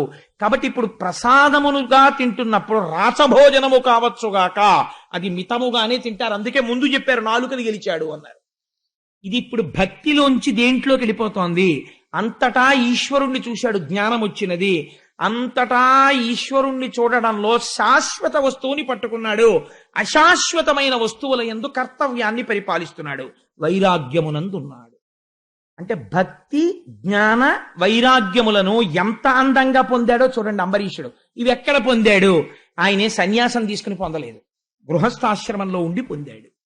కాబట్టి అతనికి ఇహమా అనే హరులందు కరులందు ధనములందు గేలి వనములందు పుత్రులందు బంధుమిత్రుల యందును పురమునందు అంతిపురమునందు. కాబట్టి అటువంటి అంతఃపురంలో ఉంటూ ఇటువంటి వైరాగ్య భావన పొందాడు. అందుకేనండి ఎవరో మహాత్ములైన వాళ్ళు మాత్రమే గొప్ప గొప్ప సత్యములను పలుకుతారు. నేను 1కి 10 మార్లు పొగుడుతున్నాను అనుకోకండి. తత్వవిధానంద సరస్వతి ఒక సభలో ఒక మాట చెప్పగా నేను విన్నాను. Let there not be horizontal or vertical advancement in your life. తీర్థయాత్రలు వయస్సులో ఒక స్థాయి వరకు చెయ్యండి, తర్వాత మనస్సులో నిలబెట్టుకుని మానసిక దర్శనం చేయండి. ఏదో పొందేద్దాం అనుకుని తొందరపడి అందరూ సన్యాసాలు తీసేసుకోకండి. సన్యాసం అనేటటువంటిది అందరూ అందులో ఉండడం చాలా కష్టం, అది పరమ పవిత్రమైన ఆశ్రమం. అందుకని సన్యాసము తీసేసుకోక్కర్లేదు, తీర్థయాత్రలే చేసేక్కర్లేదు. మీరు గృహస్థాశ్రమంలో ఎలా ఉండి తరించచ్చో అలా తరించండి అని ఒక సభలో ఆయన చెప్పారు. ఇలా చెప్పడానికి ఎంత సమర్థత ఉంటే చెప్పగలరో చూడండి. వెంటనే ఆయన మాట చెప్పారు, మరి మీరెందుకు సన్యాసి అయ్యారని అడుగుతారేమో. It has been forced on me, ఈశ్వరుడు నా యందు సన్యాసమును విధించినాడు. అలా ప్రకటించుకోగలగడం, అలా మాట్లాడగలగడం ఎంత గొప్ప విషయం. అందుకే నేను మొన్నటి రోజునన్నా మరి దర్శనము త్రివేణి సంగమమునందు మునుక అని. కాబట్టి అలా పరమ పవిత్రమైన జీవితాన్ని గడుపుతున్నటువంటి స్థితిలో ఆయన సరస్వతీ నదీ తీరంలో అశ్వమేధయాగం చేశాడు. దానికి వశిష్ఠాది మహర్షులు వచ్చారు. ఆ మహర్షులందరినీ సేవించాడు, భూరి తాంబూలములనిచ్చాడు. 1 సంవత్సరం పాటు ద్వాదశీ వ్రతం చెయ్యాలి అని అనుకున్నాడు. అంటే ఏకాదశి వ్రతం కదండి అని మీరు అనుకోకండి. ఏకాదశి వ్రతం అన్నా ద్వాదశి వ్రతం అన్నా తేడా ఏం లేదు. ఏకాదశి అంటే దశమి నాటి సాయంకాలం నుంచి ఉపవాసాన్ని ప్రారంభం చేస్తారు. ఉపవాసం అంటే అశనము అని శాస్త్రంలో మాట ఉంది. అశనము అంటే వీడి కిందటి జన్మలలో ఉన్నటువంటి దరిద్రమును అనుభవించడానికి ఈ జన్మలో ఐశ్వర్యమున్నా ఆకలి వేస్తున్నా తినకుండా తనని తాను ఒక రోజు మార్చుకుంటే అశనం అంటారు. ఈశ్వరుడి దగ్గరగా బుద్ధి నిలబడడానికి ఎంత సాత్వికమైన పదార్థం తిని శరీరం నిలబెట్టుకోవాలో ఈశ్వరార్పితమైన సాత్వికమైన అంత ప్రసాదమును తిని నిలబెట్టుకుంటే ఉపవాసం అంటారు. అందుకే రేపటి మహాశివరాత్రి నాడు జన్మానికొక్క శివరాత్రి అన్నారు. ఆ ప్రసాదం ఇంటి దగ్గర ఎందుకు? ఉపవాసం చేసే వాళ్ళందరూ పేర్లు ఇస్తే మాకు అంచనా తెలియాలి కదా. ఇక్కడే ప్రసాదం చేసి మధ్యాహ్నం ఈశ్వరుడికి నివేదన చేసి మీకు ఉపవాసంతో శరీరం నిలబడడానికి కావలసిన ప్రసాదం మేమే పెడతాము అని దేవస్థానం వారు ముందుకొచ్చారు. ఉపవాసం అంటే మరి అలా కదండి నడవాలి శివరాత్రి నాడు. కాబట్టి ఏకాదశి వ్రతం చేస్తున్నాడు, ఏకాదశి నాడు ఉపవాసం చెయ్యాలి, ద్వాదశి నాడు పారణ చెయ్యాలి. పారణ అంటే ఎంత తొందరగా వీలైతే అంత తొందరగా పదార్థాన్ని తినేయచ్చు. సూర్యోదయం అవగానే భోజనం చేసేసాడు అనుకోండి, ఏమీ తప్పు లేదు. ఇచ్చానుష్ఠానం చేసేసుకుని భోజనం చేసేయచ్చు ద్వాదశి నాడు. 1 గంటకి లంచ్ టైం వరకు నేను తినకూడదేమోనంటే ఇలా వేళ్ళు విరిచేసుకుంటూ కూర్చోక్కర్లేదు, సూర్యోదయం అవగానే తినేసేయచ్చు. కాబట్టి ద్వాదశి నాడు పారణ చెయ్యాలి. కానీ ఒక చిత్రం జరిగింది. ఈయన గృహస్థాశ్రమంలోకి వెళ్ళాడు. ఇప్పుడు ఈయనకి వివాహం అయింది. ధర్మపత్ని ఆయనకి తగినటువంటి పత్నిని పొందాడు. ఆవిడ ఈయన కలిపి ఒక మాట అనుకున్నారు, ఇది మీరు చాలా గమనించవలసినటువంటి మాట. బహుశా ఎక్కడో తప్ప భార్యాభర్తల మధ్య ఇలాంటి చర్చలు రావేమో. అంబరీషుడి జీవితంలో వచ్చింది. ఆవిడంది, ఏమండి మనం ఒక సంవత్సరం పాటు ఏకాదశి వ్రతం చేద్దాం అంటే ఆయన అన్నాడు, అయితే కార్తీక మాసంలో మొదలు పెడదాం. మొదలుపెట్టి వచ్చే సంవత్సరం కార్తీక మాసంలో ద్వాదశి తిథి నాడు పారణ చేద్దాం. అప్పటి వరకు ఉపవాసం ఉంది. అంటే ఏమిటో తెలుసా అండి, అసలు ఉపవాసం అంటే రామాయణంలో చెప్తారు. పూజా మందిరంలోకి వెళ్ళి పడుకుంటారు భార్యాభర్తలు. ఈశ్వరుడు యొక్క పాదముల దగ్గర పడుకుని శరీరము నిలబడడానికి కావలసినంత ఆహారమే తింటూ బ్రహ్మచర్యమును పాటిస్తూ నిరంతరము భగవన్నామ స్మరణము చేస్తూ మళ్ళీ నాలుక మీదకి అన్ని రకాల పదార్థాలతో కూడినటువంటి భోజనాన్ని స్వీకరించడం అన్నది, అన్నం తినడం అనేటటువంటిది, అన్నాన్ని అన్నంగా భోజనంగా చేయడం అన్నది ద్వాదశి నాడే. అంటే ఒక సంవత్సరం అటువంటి వ్రతం చేద్దామండి. ఈయనే ఇటువంటి వాడంటే ఈయనకి తగిన భార్య వచ్చింది. గృహస్థాశ్రమం దేనికో తెలుసా అండి, జీవితాలు పండించుకోవడానికి పనికొస్తుంది ఒకళ్ళకొకళ్ళు. అందుకే గృహస్థాశ్రమం గురించి ఒక మహానుభావుడు అన్నాడు, అది పడవ తెడ్డు అన్నాడు. నాకు ఎంత నచ్చిందో ఆ మాట నిజంగా. మీరు చూడండి, పడవ నడుస్తుంది. పడవ నడవాలంటే ఏం వేస్తారు? తెడ్డు వేస్తారు. తెడ్డు ఎక్కడ పెట్టి వెయ్యాలి? పడవలో పెట్టే వేస్తారు. పడవకే ఇలా 2 గాడిలు ఉంటాయి. ఆ 2 గాడిల్లో తెడ్డు పెట్టి ఆయన అలా కూర్చుని, ఆయన ఎక్కడో కూర్చుని తెడ్డేయడు, ఈ పడవలోనే కూర్చుంటాడు. కూర్చుని ఈ పడవకున్నటువంటి 2 గాడిల మధ్యలో తెడ్డు పెట్టి ఏదో అలవోకగా పాట పాడుతూ ఇలా ఊగుతూ ఈ తెడ్డెత్తి నీటి వెనకాతలకి గుచ్చుతాడు. గుచ్చి ఇలా లాగుతాడు. లేకపోతే నీటిని భూమిలాగా తెడ్డుపడి ఇలా వెనక్కి నీటిని తోసి ఆ శక్తితో పడవని ముందుకు తోస్తుంది. ఏ నీటి యందు నువ్వు ప్రయాణం చేస్తున్నావో, ఏ నీటి యందు పడిపోకూడదు అనుకుంటున్నావో ఆ నీటి యందే పడవ ఉంది, తెడ్డు ఉంది, దాటేవాళ్ళు ఉన్నారు. ఆ నీటిని వెనక్కి తోస్తూ తెడ్డు నడుపుతోంది. తెడ్డును ఆధారం చేసుకుని పడవ నడుస్తోంది. పడవ లేకుండా ఉట్టినే నించుని తెడ్డేయమనండి, వేయలేడు. తెడ్డు లేకుండా పడవ నడపమనండి, నడపలేడు. పడవ తెడ్డు కింద నీరు, ఈ నీరే ప్రతిబంధకం వెళ్ళడానికి.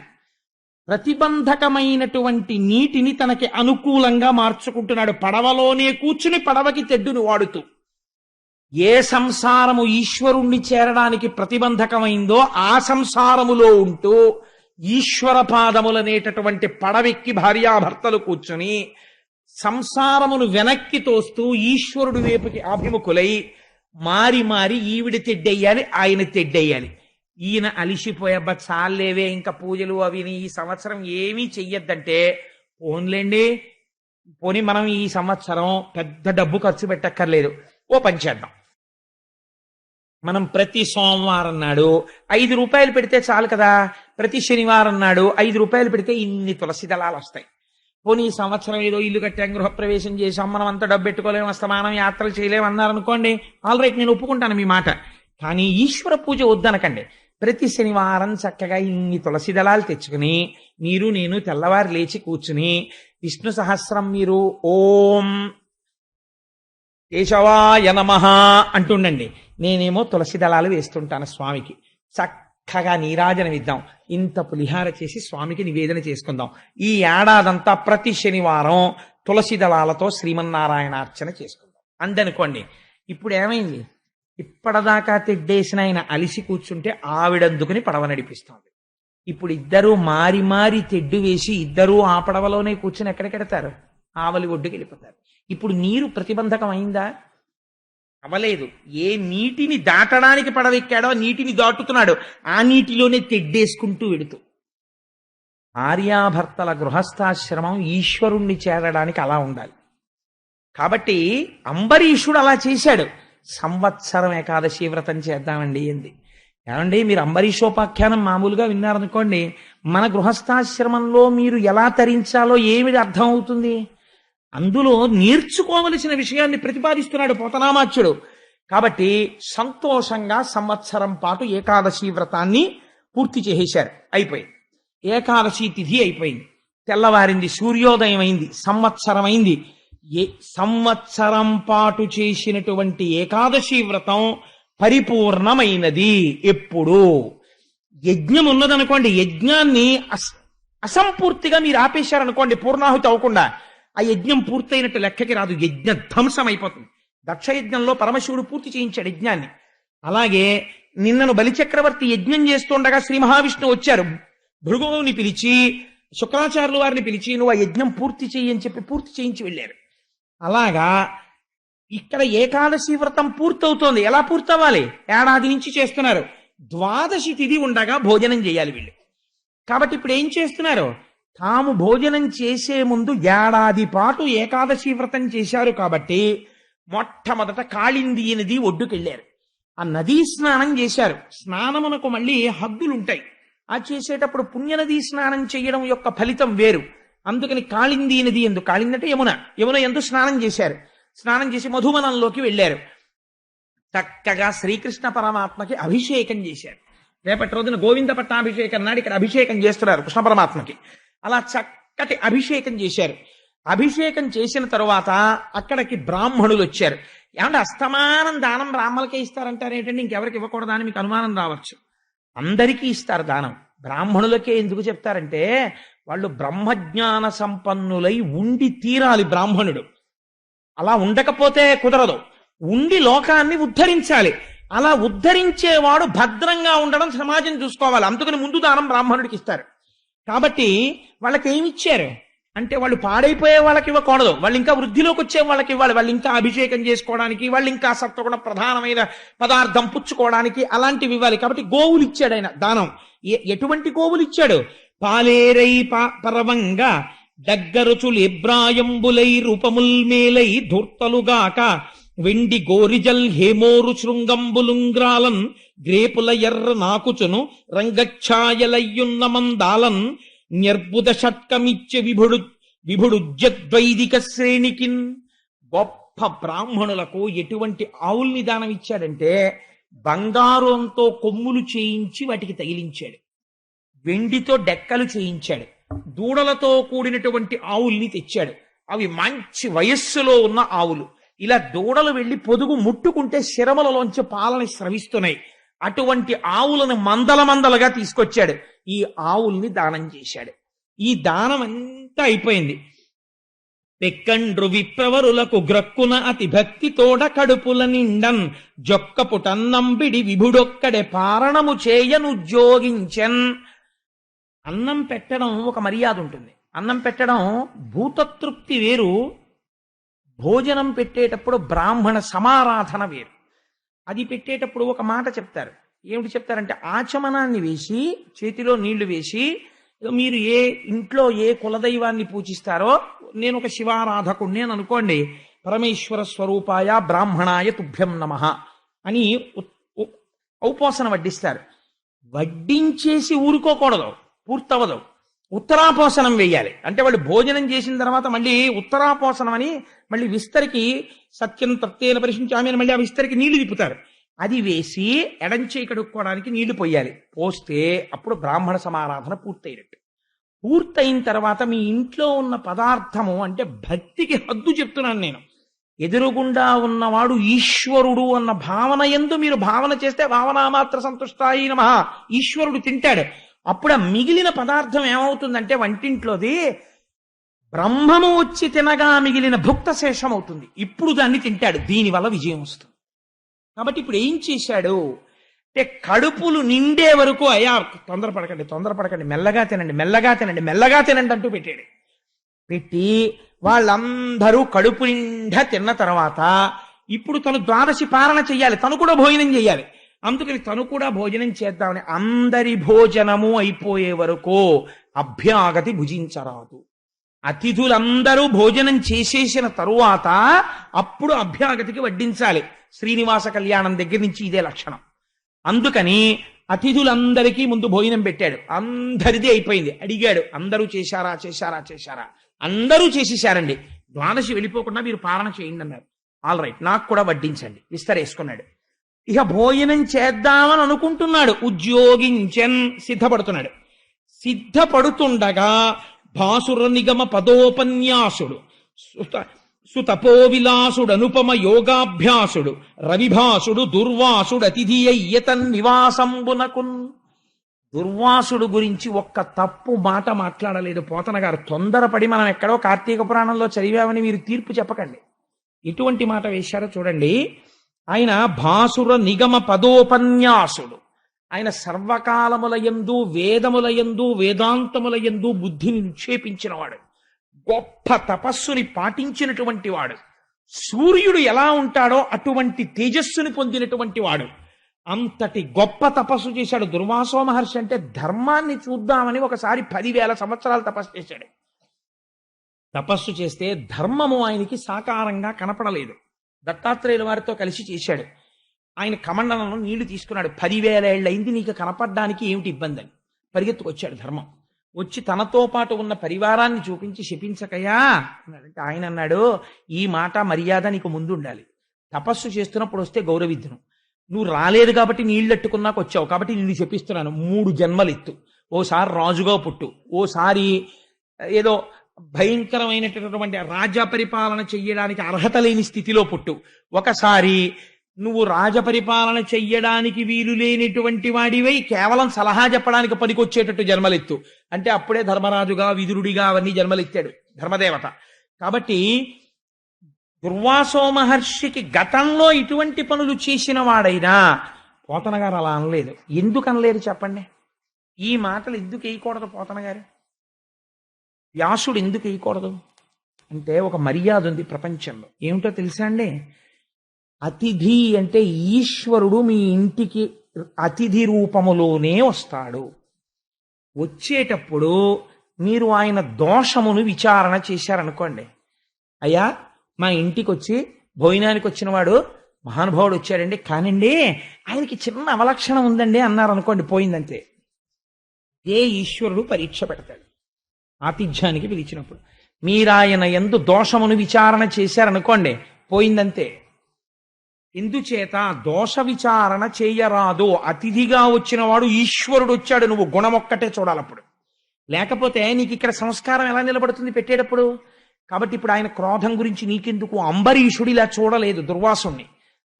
వ్యాసుడు ఎందుకు రాస్తాడు? పోతన గారు ఎందుకు అలా రాస్తారు? మనమెవరం అంబరీషోపాఖ్యానాన్ని వింటూ దుర్వాసుడు వచ్చాడనేటప్పటికీ ఆయన అండి అని తేలిక చేసి లోపల భావన చేయడానికి. ఈ భావన నీకు అలవాటైతే నీ జీవితంలో నువ్వు ఈశ్వరుడికి వడ్డించలేవు. ఎందుకని? ఎప్పుడూ నీకు అతిథి ఎందు దోషం చూడటమే అలవాటు. అతిథి ఎందు కేవలము భగవంతుణ్ణి చూసి పొంగిపోతూ భోజనం పెట్టడం నీకు రాదు కనుక. కాబట్టి అంబరీషుడు చూడడు, వ్యాసుడు చూడడు, పోతన గారు చూడరు. అలా వాళ్ళలా ఉండాలనుకుంటే నువ్వు చూడకూడదు. ఎంత నీతి చెప్పారో చూడండి ఆ పద్యంలో. అందుకే ఆ మాటలు ఉండవు. చరిత్ర తెలిసినా ఈ మాట వెయ్యరు. ఈ భావన ఉన్నవాడు కాబట్టి బాబోయ్ ఆయన వచ్చేసాడా, ఒరే ఏడాది పాటు వ్రతం చేశాను రా, ఏం కొంప ముంచేస్తాడో అని అంబరీషుడు అనలేదు. ఈశ్వరుడు వచ్చాడు నా ఇంటికి అన్నాడు. పొంగిపోయాడు. పొంగిపోయి, అయ్యా ఏమదృష్టం, ఉరకరారు మహాత్ములు, నువ్వు శివాంశ సంభూతుడివి, నువ్వు నా ఇంటికి అతిథిగా వచ్చావు, ఏమి భాగ్యం ఏమి భాగ్యం. ఇంతమందికి పారణ సమయంలో భోజనం పెట్టాను, ఇవాళ ద్వాదశి పారణ. అందుకని మీరు కూడా మహాత్ములు కనుక ముందు వచ్చి మీరు భోజనం చెయ్యాలి. మీరు చేశాక నేను చేస్తాను. మర్యాద చూడండి. అంబరీషోపాఖ్యానం వింటే నేను ఎవ్వరిని తప్పు పట్టట్లేదు, మీరు బాగా జ్ఞాపకం పెట్టుకోండి. ఉత్తరోత్తర ఇంకా బాగా ప్రవర్తించడానికి ఒక సోపానం చెప్తున్నాను. ఉన్నారు, నాకు తెలుసు చాలా మంది. ఒకసారి వింటే రెండోసారి మనం ఇంకొంచెం మెట్టెక్కుదామని తాపత్రయం ఉన్న వాళ్ళు ఎందరో ఉన్నారు. అలాంటి వాళ్ళు ఇంకా పూర్ణత్వం సిద్ధించుకోవడానికి చెప్తున్నానంటే నేనేం విమర్శ చేయట్లేదు ఎవరిని. కాబట్టి తిన్నాడా అంబరీషుడు? తినలేదు. ఎందుకు తినలేదు? దుర్వాసుడు తినాలి, ముందు తిని వెళ్ళాలి. వెళ్ళకపోతే అతిథి పూర్తి చెయ్యనిది లోపల భుక్త శేషం ఎలా అవుతుంది? తను ఎలా తింటాడు? అది అభ్యాగతి, తినకూడదు. కాబట్టి ఆయనకి ఉత్తరాపోసనం ఇస్తే కానీ తను తినకూడదు. కాబట్టి ఇప్పుడు ఏం చేశాడు? తినలేదు. అయ్యా ఇది ద్వాదశి పారణ జరగాలి. కాబట్టి ఇప్పుడు ఏమిటి? మీరు మాకు బ్రహ్మము గురించి చెప్పడమో, మేము వినడమో, మీకు పాద పూజ చెయ్యడమో కాదు. ఎంత తొందరగా మీరు భోజనం చేయాలి, నేను తొందరగా భోజనం చేయాలి. మన ఇద్దరికి ఇప్పుడు ఇదే ధర్మం ద్వాదశి. కాబట్టి మీరు తొందరగా స్నానం చేసి రండి. వస్తే మనిద్దరం మీరు భోజనం చేశాక భుక్త శేషాన్ని నేను తింటాను అన్నాడు. అంటే పాపం అలాగే వస్తానన్నాడు. దుర్వాసో మహర్షి ఒక్క మాట మాట్లాడలేదండి. మీరు చాలా జాగ్రత్తగా గమనించాలి అంబరీషోపాఖ్యానాన్ని. ఆయనకి తెలియదా ఈ ధర్మం? తెలుసు. ఏడాది పాటు నుంచి చేస్తున్నాడు వ్రతం, కాబట్టి తొందరగా స్నానం చేసి వద్దామని వెళ్ళాడు. ఎక్కడ మాయ కమ్మింది అంటే అసలు అంబరీషోపాఖ్యానంలో ఆయన యమునా నదీ జలాలలో స్నానానికి దిగాడు. దిగి ధ్యానం చేస్తున్నాడు, నీటిలో నిలబడి ఒక్కసారి ఆ ఈశ్వరుణ్ణి స్మరించాడు. దుర్వాసో మహర్షి మహాభక్తుడు, ఈశ్వర ధ్యానమునందు సమయమును మరిచిపోయాడు. అంటే ఆయన భక్తుడా, అంబరీషుణ్ణి ఇబ్బంది పెడదామనుకున్నవాడా? పోతన గారు అలా రాయలేదు, వ్యాసుడు అలా రాయలేదు. నువ్వెవరు మహర్షులని విమర్శించడానికి? అంటే ధ్యానమునందు ఎంత మక్కువ ఉన్నవాడో ఆలోచించు. ధ్యానం పేరెత్తేటప్పటికీ, ఆ ఈశ్వరుణ్ణి స్మరించేటప్పటికీ అన్నీ మరిచిపోయి ఆ ఈశ్వరుణ్ణి ధ్యానం చేస్తూ ఆ జలములలో ఉండిపోయాడు. ఇప్పుడు ఏమంటే అంత తెలివి తక్కువడా? అంబరీషుడు నలుగురితో కబురు చేసి దాదచి తిథిలిపోతుందట, ఆయన్ని తొందరగా రమ్మనండి అని చెప్పి కబురు చేయలేడా? అలా ప్రవర్తించకూడదు. ఈశ్వరుడు యందు రమించే బుద్ధి ఉన్నవాడే అతిథి, వాడిని తొందర పెట్టరాదు. పాటించాడు అంబరీషుడు. అందుకే వచ్చేమనండి దుర్వాసుణ్ణి అని కబురు చేయలేదు. ఆయన ధ్యానమగ్నుడయ్యున్నాడు. ఇప్పుడు ఎలా? ఇప్పుడు ఆయనకి దోషం లేదు, ఆయన ధ్యానమునందు ఉండిపోయాడు మహర్షి. కానీ నాకు ఇబ్బంది వచ్చింది. ఎందుకని? నేను పాలన చెయ్యాలి, భోజనం చెయ్యాలి, అయితే ద్వాదశి వెళ్ళిపోతుంది, వ్రతం భంగం అయిపోతుంది. వ్రతభంగం అయిపోతేనే ప్రాయశ్చిత్తం చేసుకోవాలి. కాబట్టి ఎలా? అయితే ఇవన్నీ ముందు ఆలోచించిన వాడు ఒక ఆయన ఉన్నాడు. ఎవరో తెలుసా అండి? ఈశ్వరుడు. ఇప్పుడు అంబరీషుడిది కాదు ఈ పూచి. తన భక్తుడికి రాబోయే ఉపద్రవాన్ని లెక్క కట్టుకోవలసిన వాడు పరమాత్మ. నువ్వు భక్తితో ఉంటే నీకు రాబోయే అపాయం గురించి కింద మీద పడవలసిన వాడు భగవంతుడు, నువ్వు కాదు. వాడే పరిగెత్తుకొచ్చి నిన్ను తప్పిస్తాడు అపాయంలోంచి. ఎందుకని? బిడ్డడు నూతివేపు పరిగెడుతుంటే అమ్మ పరిగెత్తుకొచ్చి బిడ్డని పట్టుకున్నట్టు భక్తుడికి అపాయం వచ్చేసే ముందు భగవంతుడు వచ్చి రక్షించుకుంటాడు. భక్తికి ఆ శక్తి ఉంది, ఈశ్వరుణ్ణి కదపగలదు. కదపగలదా కదపలేదా అంబరీషోపాఖ్యానం లక్ష్యం. ఎన్ని ఏర్పాట్లు జరిగిపోతున్నాయో చూడండి. ఇది తెలుసు శ్రీ మహావిష్ణువుకి ఈ ప్రమాదం వచ్చేస్తోందని. తన ఎందింత భక్తుడు ఎంత భయపడ్డాడో తెలుసా అండి స్వామి? ఏమో ఆ సమయం వచ్చేసరికి నేను ఏమరపాటు చెందితే. భగవంతుడికి ఏమరపాటు ఉంటుందండి? యామరపాటు లేనివాడు తన భక్తుడి పట్ల యామరపాటు కలిగితే ఎంత ప్రమాదం వస్తుందని భయపడ్డాడు. భయపడి తన రక్షణ సామర్థ్యమంతా ఏ సుదర్శనమునందున్నదో ఆ సుదర్శనానికి చెప్పి అక్కడ పెట్టాడు. మనం చూడండి, ఒక్కొక్కసారి వెంకటాచలంలో సుప్రభాతం టికెట్ ఉంటుంది. సుప్రభాతం టికెట్ ఉంటే ఏ రెండింటికో లేవాలి, అలవాట్లేదు, లేవలేము. గుర్తెట్టుకున్నావా, అలారం పెట్టావా అని 10 మాటలు అనుకుని అలారం పెట్టుకు పడుకుంటాడు. కానీ కొంప తీసి ఇది మోగకపోతే, ఏ బ్యాటరీయో అయిపోయి నా కర్మకాలు ఇది ఆగిపోతే, రోజులో 6ంటికి తెలివస్తే సుప్రభాతం టికెట్ పోయినట్టే. కాబట్టి ఏం చెయ్యాలి? అందుకని ఆ పక్కన ఆ బయట ఉన్న వాచ్మెన్కి చెప్తాడు, బాబు నన్ను 2 గంటలకు లేపాయని. లేకపోతే పక్క రూమ్ వాళ్ళ దగ్గరికి వెళ్ళి చెప్తాడు, ఏమంటే మీరు దేనికి ఎడతారు మేస్టారు, మేము సుప్రభాతానికండి అంటారు. వాళ్ళు 10 మంది ఉన్నారు రూమ్లో. అయ్యా నాకు ఈశ్వరుల్లో దొరికారండి, నేను అలారం పెట్టుకున్నాను, అయినా గబుక్కుని లేవగలనో లేవలేనో అని భయం. మీరు లేచినప్పుడు ఒక్కసారి నేను లేచే వరకు నా తలుపు కొట్టండి అంటాడు. ఇన్ని జాగ్రత్తలు ఎందుకండి? తన యామరపాటు వస్తుందేమో అని బెంగ. నారాయణుడికి బెంగొచ్చింది. నా భక్తుడికి రాబోయే కష్టంలో నేను యామరపాటు చెందను కదా, ప్రమాదం వచ్చేస్తుంది. అంటే భక్తుల్ని రక్షించుకోవడానికి ఆయనంత ఆతృతతో ఉంటాడో చూడండి. భూత భవిష్యత్ వర్తమాన కాలములు తెలుసున్నవాడు. ఎవరి వలన వస్తోందో కూడా తెలుసా ప్రమాదం. సుదర్శనాన్ని వాళ్ళ ఇంట్లో పెట్టాడు. నువ్వు ఇక్కడుండి కొన్నాళ్ళు జాగ్రత్తగా చూస్తూ ఉండన్నాడు. అంటే ఏదో చూడకపోతే ఆ ఇంట్లో సుదర్శనం పెట్టడం ఎందుకండి? చక్రం ఏం చేస్తుంది? ప్రమాదాన్ని కల్పిస్తే భక్తులకు వాళ్ళ తలలు తీసేస్తుంది. సుదర్శనాన్ని పెట్టాడు.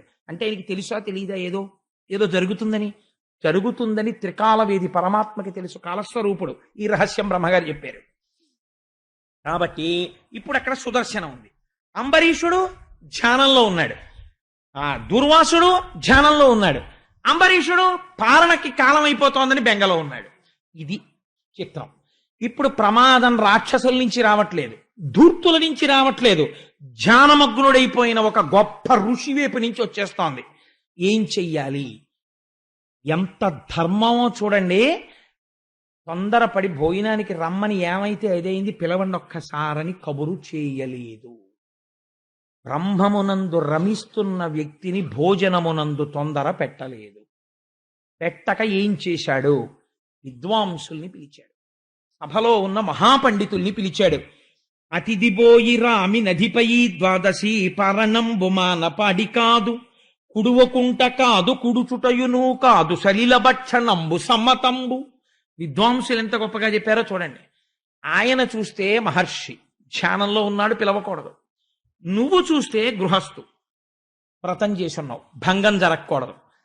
పోనీ పారణ చేసేయడమే కదా అని నువ్వు ముందు తింటే వచ్చిన అతిథికి మహావమానము చేసినట్టే. కాబట్టి ఎందుకు ఇంకా ఆతిథ్యం? కాబట్టి తినకూడదు.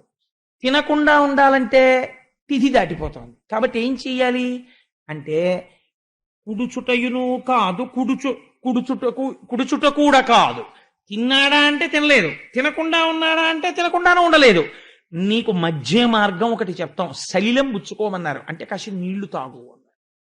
అంటే ఆయన అన్నాడు, చాలా బాగుంది ఇది, ఆయనని మాత్రం నేను ఇబ్బంది పెట్టను, నేను కొద్దిగా నీళ్లు పుచ్చుకుంటానంతే. ఆయన తినగా మిగిలిన శేషమే నేను తింటాను. నీటికి ఎప్పుడూ పవిత్రత ఉంటుంది, అందుకని నీళ్ళొక్కటే పుచ్చుకుంటానని నీళ్ళొక్కటే పుచ్చుకున్నాడు ఆయన. ధర్మశాస్త్రాలు చాలా గహనంగా ఉంటాయి. తమని తాము ఉద్ధరించుకోవాలనుకున్న వాళ్ళు చాలా జాగ్రత్తగా ఉంటారు. కాబట్టి అది అస్తమానం మీకు అవకాశం వస్తుందా? మళ్ళీ ఇలా దుర్వాసుడు వస్తాడా? చెప్పలేం. కాబట్టి ఆ అవకాశం వచ్చినప్పుడు వినియోగించుకోవడంలో గట్టెక్కిపోవడం ఉంది. కాబట్టి ఏం చేశాడు అంటే, నీరు పుచ్చుకున్నాడు. నీరు పుచ్చుకోగానే ఆయన ధ్యానంలోంచి బయటకు వచ్చాడు. ఎంత విచిత్రమో చూడండి. అలా ఎలా జరిగిందంటే, అలా ఎలా బయటకు వచ్చాడంటే మీకు అర్థమైపోతుండాలి. ఎవడో నడిపిస్తున్నాడు దీన్ని. ఎందుకు ఇలా నడిపించడం మీకు తర్వాత తెలియాలి. కాబట్టి ఇప్పుడు వెంటనే ధ్యానంలోంచి బయటకు వచ్చాడు. బయటికి రాగానే ఆయనకేం గుర్తొచ్చిందో తెలుసా అండి? తన ఆకలి గుర్తొచ్చింది. అమ్మా, కడుపు మండిపోతోంది ఆకలితో అని గబగబా వచ్చాడు. గబగబా ఆకలితో వచ్చిన వాడికి దేని మీద దృష్టి ఉండాలండి? భోజనం మీద ఉండాలి దృష్టి. గబగబా ఎదురొచ్చి అంబరీషుడు అన్నాడు, అయ్యా ద్వాదశి తిథి మీ గురించే చూస్తున్నాను, మహానుభావ రండి రండి రండి రండి, మీరు భోజనం చేసిన తర్వాత నేను చేస్తాను, కూర్చోండి అన్నాడు. ఇప్పుడు అసలు మనస్సు దేని మీద ఉండాలండి? దుర్వాసో మహర్షిది భోజనం మీద ఉండాలి. అంబరీషుడు ఇంతకు ముందు ఏమైనా తినేసి ఉంటాడా? తినకుండా ఉంటాడా? ఒక మహర్షి యొక్క చిత్తము ఇంత లేకిగా ఆలోచిస్తుందా అంటే, ఇలా లేకిగా ఆలోచించేటట్టుగా ఒకడు చేస్తున్నాడు. ఎందుకు చేస్తున్నాడు? మీరు విందురుగాని తర్వాత. కాబట్టి ఇప్పుడు ఏం చేశాడు? అది ఆలోచించాడు. ఈయన తినేశాడా తినకుండానే పెట్టాడా అని ఆలోచించాడు. ఆలోచిస్తే నీళ్లు తాగాడు అని లోపల తెలుసుకున్నాడు. తెలుసుకోగానే కోపం వచ్చింది. అంటే నువ్వు అతిథిని అమర్యాద చేశావు పిలిచి. కాబట్టి ఇప్పుడు ఏం చేశాడు? పెటపెట పండ్లు గీచును భీకరుడై కనుగ్రేవ నిప్పుకల్ పొటపొటరాల గండములు పొంగ మునీంద్రుడు హుంకరించుచున్ జట మొదలంటగా పెరికి చక్కన దానన కృత్యనాయుధో ఆయుధోత్కటవలమానహస్తయుతగానరించ నయించ రాజుపై. ఒక పక్క లోపల ఆకలి, ఒక పక్కన అతిథిగా పిలిచి అవమానించాడనేటటువంటి దుఃఖ, రెండూ కలిసిపోయాయి. అంత చవకబారు వాళ్ళ కనపడ్డాను రా నీకు నేను. ఇంత మహర్షిని పిలిచి ముందు నువ్వు తాగి నాకు అన్నం పెడతావా నీ ఇంట్లో? అంటే నీ భుక్త శేషం నేను తింటున్నాను, నా భుక్త శేషం నువ్వు తింటలేదు.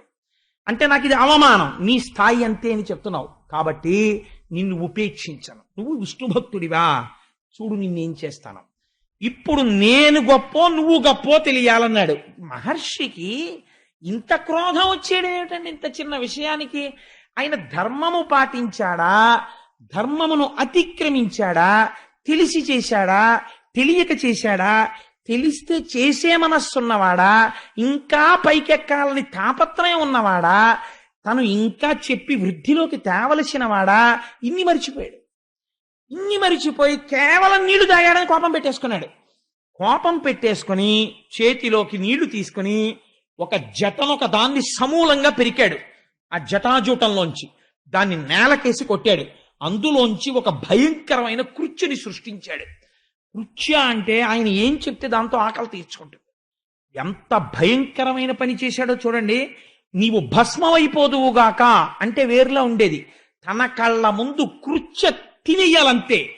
అంటే తను తినకుండా పెట్టాడు కాబట్టి కృత్య ఆయన్ని తింటుంటే తను చూడాలి. ఇంత వ్యగ్రతకి వెళ్ళిపోయింది దృష్టి. అంటే హద్దులేని క్రోధమునకు వెళ్ళిపోయాడు. ఇప్పుడు ఈ కృత్యని ప్రయోగించాడు. అది కూడా ఎలా ఉంది? చేతిలో భయంకరమైన శూలం పట్టుకొని ఆకలితో అది ఎగురుతుంటే భూమి గోతులు పడింది. కాలానల సన్నిభయై శూలాయుధ హస్త యగుచు సుర్రసుర్రసురుక్కన్ నేల పదంబుల త్రొక్కుచు వాలి మహాకృత్యమనుజవల్లభుచేరెన్. భయంకరమైన క్రోధంతో గెంతులేస్తూ శూలం పట్టుకుని వెళ్లి అంబరీషుడి మీద పడింది ఆ కృత్య. సంతోషిస్తున్నవాడెవరు? దుర్వాసుడొక్కడే. బాధపడుతున్న వాళ్ళు ఎంతమంది? తాను బ్రాహ్మణుడయ్యుండి అవతల వారి యొక్క స్థితిని గమనించకుండా నిష్కారణమైన కోపం పెంచేసుకుంటున్నాడు. ఈ పెంచుకుంటున్న కోపానికి అందరూ బాధపడుతున్నారు. అంబరీషుడు మాత్రం చిరునవ్వుతోనే ఉన్నాడు. శ్రీమన్నారాయణుణ్ణి ధ్యానం చేస్తున్నాడు. నేను తెలిసి అపరాధం చేశానా? నాకు తెలిసి అపరాధం చెయ్యలేదు. పరమభక్తితో ప్రవర్తించాను. నాకు ఇంతవరకే తెలుసు. విద్వాంసులు కూడా ఇంతే చెప్పారు. ఇంతకన్నా నాకు తెలిసుంటే నేను ఆచరించుండేవాణ్ణి. తెలియక చేసిన దోషము దోషము కాదు, పూర్ణమైన ఫలితం వచ్చేస్తుంది. భగవద్భక్తితో, అపారమైన భక్తితో చేసినట్టే. లేకపోతే ఎందుకు వెంటపడి నిన్ను వేడుకుని పిలిచాడు భోజనానికి? భక్తితో పిలిచాడు. నీకు ఎందుకు నువ్వు వచ్చాక భోజనం చేస్తానన్నాడు? భక్తితో పిలిచాడు. ఆయనకి తెలియదు పాపం. అంతకన్నా తెలిసి ఉంటే ఆయన ఆ నీళ్లు కూడా తాగేవాడు కాదేమో, ద్వాదశి కూడా వదిలిపెట్టేసేవాడేమో. అది నువ్వు ఎందుకు గమనించలేదు? నీకు ఎందుకు ఇంత క్రోధం వచ్చింది? కరెక్ట్గా ధ్యానంలోంచి ఎందుకు బయటకు వచ్చావు? ఈ వెనక ఉన్న శక్తి ఏమిటో మనం గ్రహించాలి. ఇప్పుడు ఆ కృత్యని చూడగానే నేను తెలిసి పాపము చేయలేదు, ఈశ్వరుడికి తెలుసు నేను పాపం చేశానో లేదో, ధర్మం తప్పలేదు అని నమస్కారం చేస్తూ నిలబడిపోయాడు. ఇప్పుడు ధర్మాధర్మములకు ఫలితం ఇవ్వవలసిన వాడు కదలాలి. ఇది ఎవరికి తెలుసు? భూత భవిష్యత్ వర్తమాన కాలములు తెలుసున్నవాడికి తెలుసు. లేకపోతే తన పాదం మీద ఉన్న తులసి దళం ఆ ఇంట్లో పెట్టాలి. సుదర్శనాన్ని ఎందుకు పెడతాడు? ఇప్పుడు ఏది కదిలింది? సుదర్శనం కదిలింది. అంటే ధర్మం ఎవరి పట్ల ఉన్నది? మీరు వెంటనే తీర్పు చెప్పచ్చు. ఆయన మహర్షే కావచ్చుగాక, ధర్మము అంబరీషుని ఎందే ఉన్నది. కాబట్టి ఇప్పుడు ఏమైంది? సుదర్శనం కదిలి కృత్య మీదకి వెళ్ళింది. కృత్య కాలిపోయింది. కృత్య కాలిపోయి బ్రాహ్మణుడి వెంట పడింది. నువ్వు కృత్యని ప్రయోగించావు కాబట్టి నిన్ను నేను తింటానంది. ఇప్పుడు సుదర్శనానికి వెన్నిచ్చి దుర్వాసుడు పరిగెత్తడం మొదలెట్టాడు. ఆకలి ఏమైపోయింది? ఈ కోపం ఏమైపోయింది? ఇన్ని పోయి ప్రాణరక్షణలోకి వచ్చాడు. ఎంత తపస్వి అయినా, ఎన్ని తెలుసున్నవాడైనా సమయాసమయములు తెలుసుకోకుండా, అవతల వారి అమాయకత్వం దృష్టిలో పెట్టుకోకుండా, మంచితనం దృష్టిలో పెట్టకుండా పరుషమైన ప్రవర్తనతో ఉండకూడదు. అది యువతల వాడిని పతనం చేసేస్తుంది. కాబట్టి ఏం చేసింది? దుర్వాసుడి వెంట సుదర్శనం పడింది. పరిగెడుతున్నాడు. ఇప్పుడు ఎక్కడికి పరిగెత్తాడు? భువిదూరు అబ్ధిజర అబ్దుల్ సొచ్చు నుద్వేగియై దివిప్రాకం దివిప్రాకు దిక్కులకు దిక్వీధులన్ బోవు చిక్కి వెసంగ్రుంకిన క్రుంకు నిల్వ నిలుచున్ క్రీడింప క్రీడించు ఒకవడిన్ తపసు వెంటనంటి హరి చక్రంబన్య దుర్వక్రమై. దుర్వాసో మహర్షికి ఒక వరం ఉంది. ఆయన అన్ని లోకాలలోనూ తిరగగలడు. తపస్సు చేత సాధించాడు దాన్ని. అందుకని ఇప్పుడు ఏం చేశాడు? ఆ వరాన్ని చేత్తో పట్టుకుని సముద్రంలోకి దూరిపోయాడు. చక్రాయుధం కూడా సముద్రంలోకి దూరిపోయింది. మీకు వెంటనే ఒక అనుమానం రావచ్చు, ఏంటంటే అంత స్లోగా పెడుతుందా చక్రం? అదేమిటి దుర్వాస తలకాయ టకేలను కొట్టేయలేదా అని. వెన్నిచ్చి పరిగెడుతున్నంతసేపు మర్యాద ఉంటుంది ఆయుధాలకి. అది శ్రీమన్నారాయణుడి ఆయుధం. వెన్నిచ్చిన వాళ్ళని నరకదు. అందుకని వెనకాల వస్తోంది, రొమ్మిస్తే కొడదామని. ఈయన సముద్రంలో దూరాడు, అది దూరింది. ఈయన ఆకాశంలోకి ఎక్కాడు, అది ఎక్కింది. ఈయన నిలబడ్డాడు, అది నిలబడింది. ఈయన ఇది ఎక్కడ గొడవడా అని ఇలా తలకొట్టుకున్నాడు. అది ఓసారి ఇలా కదిలేదు. క్రీడింప క్రీడించు. ఈయన ఆడుకున్నట్టుగా ఉంటే ఆయన ఆడుకున్నట్టుగా ఉండేది. ఈయన దాహం తీర్చుకోవడానికి నీళ్లు తాగితే అది కాసేపు ఆగేది. ఈయన మళ్ళీ పరిగెడితే మళ్ళీ పరిగెత్తేది. ఈయన ఎక్కడికి వెళ్ళినా దాన్ని తప్పించుకోలేకపోయాడు. అంటే ఈశ్వరుడు బుద్ధి చెప్పడం మొదలు పెట్టాడు. కాబట్టి ఏమైంది? పరిగెత్తి పరిగెత్తి పరిగెత్తి బ్రహ్మలోకానికి వెళ్ళాడు. బ్రహ్మగారు ఎంత చతురతతో చెప్పాడో తెలుసా అండి? అయ్యయ్యో మహర్షి, ఎంత కష్టం వచ్చిందిరా, అంబరీషుడి జోలికి వెళ్ళావా? భక్తి అన్నిటికన్నా గొప్పది. ఆ భక్తి ఎన్ని తప్పులైనా సరే సరిపెట్టేస్తుంది. మీరు కూడా ఆ విశాల హృదయంతోనే ఉండాలి తప్ప వాళ్ళ మంచికి చెప్పాలి తప్ప భక్తుల్ని అవమానించరాదు. కాబట్టి ఏమైంది? ఎంత పని చేశావురా, మహర్షిని కదా అని అంబరీషుడి మీదకి సుదర్శనాన్ని ప్రయోగించేశావా? నాన్న నీకొక్క విషయం చెప్తాను విను. బ్రహ్మగారు కదా ఇప్పుడు ఉపదేశం చేస్తుంటాడు. అందుకని భగవంతుడు 2 రూపాలతో ఉంటాడు. ఒకటి అంతటా పరివ్యాప్తమై ఉంటాడు, సాకారము అదే పొందుతుంది. 2 కాల రూపంలో ఉంటాడు. కాల రూపంలో ఉంటాడని బ్రహ్మగారు చెప్పడంలో రహస్యం ఏమిటి? రాబోయే కాలంలో జరిగేది ఆయనకి తెలుసు. అలా తెలుసున్నవాడెవడో వాడు వైకుంఠంలో కూర్చున్నాడు సాకారంగా. ఇప్పుడు కాళ్ళు అట్టుకోవాలంటే కాళ్ళు దొరికేది అక్కడే దొరుకుతాయి. అంతటా నిండిన వాడికి కాళ్ళు ఎక్కడున్నాయో ఎవరికి తెలియదు. బ్రహ్మజ్ఞాని పట్టుకోవాలి. అంతటా నిండిన వాడిని ఉపాసన. అందుకని నువ్వు ఇప్పుడు కిందకి దిగిపోయావు కాబట్టి అక్కడికి పరిగెత్తి ఆయన కాళ్ళు అట్టుకో. ఎందుకో తెలుసా? ఏ మహానుభావుడి కనుకొలుకులు ఎర్రబడితే నా బ్రహ్మస్థానం ఊడిపోతుందో, ఈ సత్యలోకం ఆగిపోతుందో వాడి జోలికి నేను వెళ్ళలేను, ఆ చక్రాన్ని నేను ఆపలేనన్నాడు.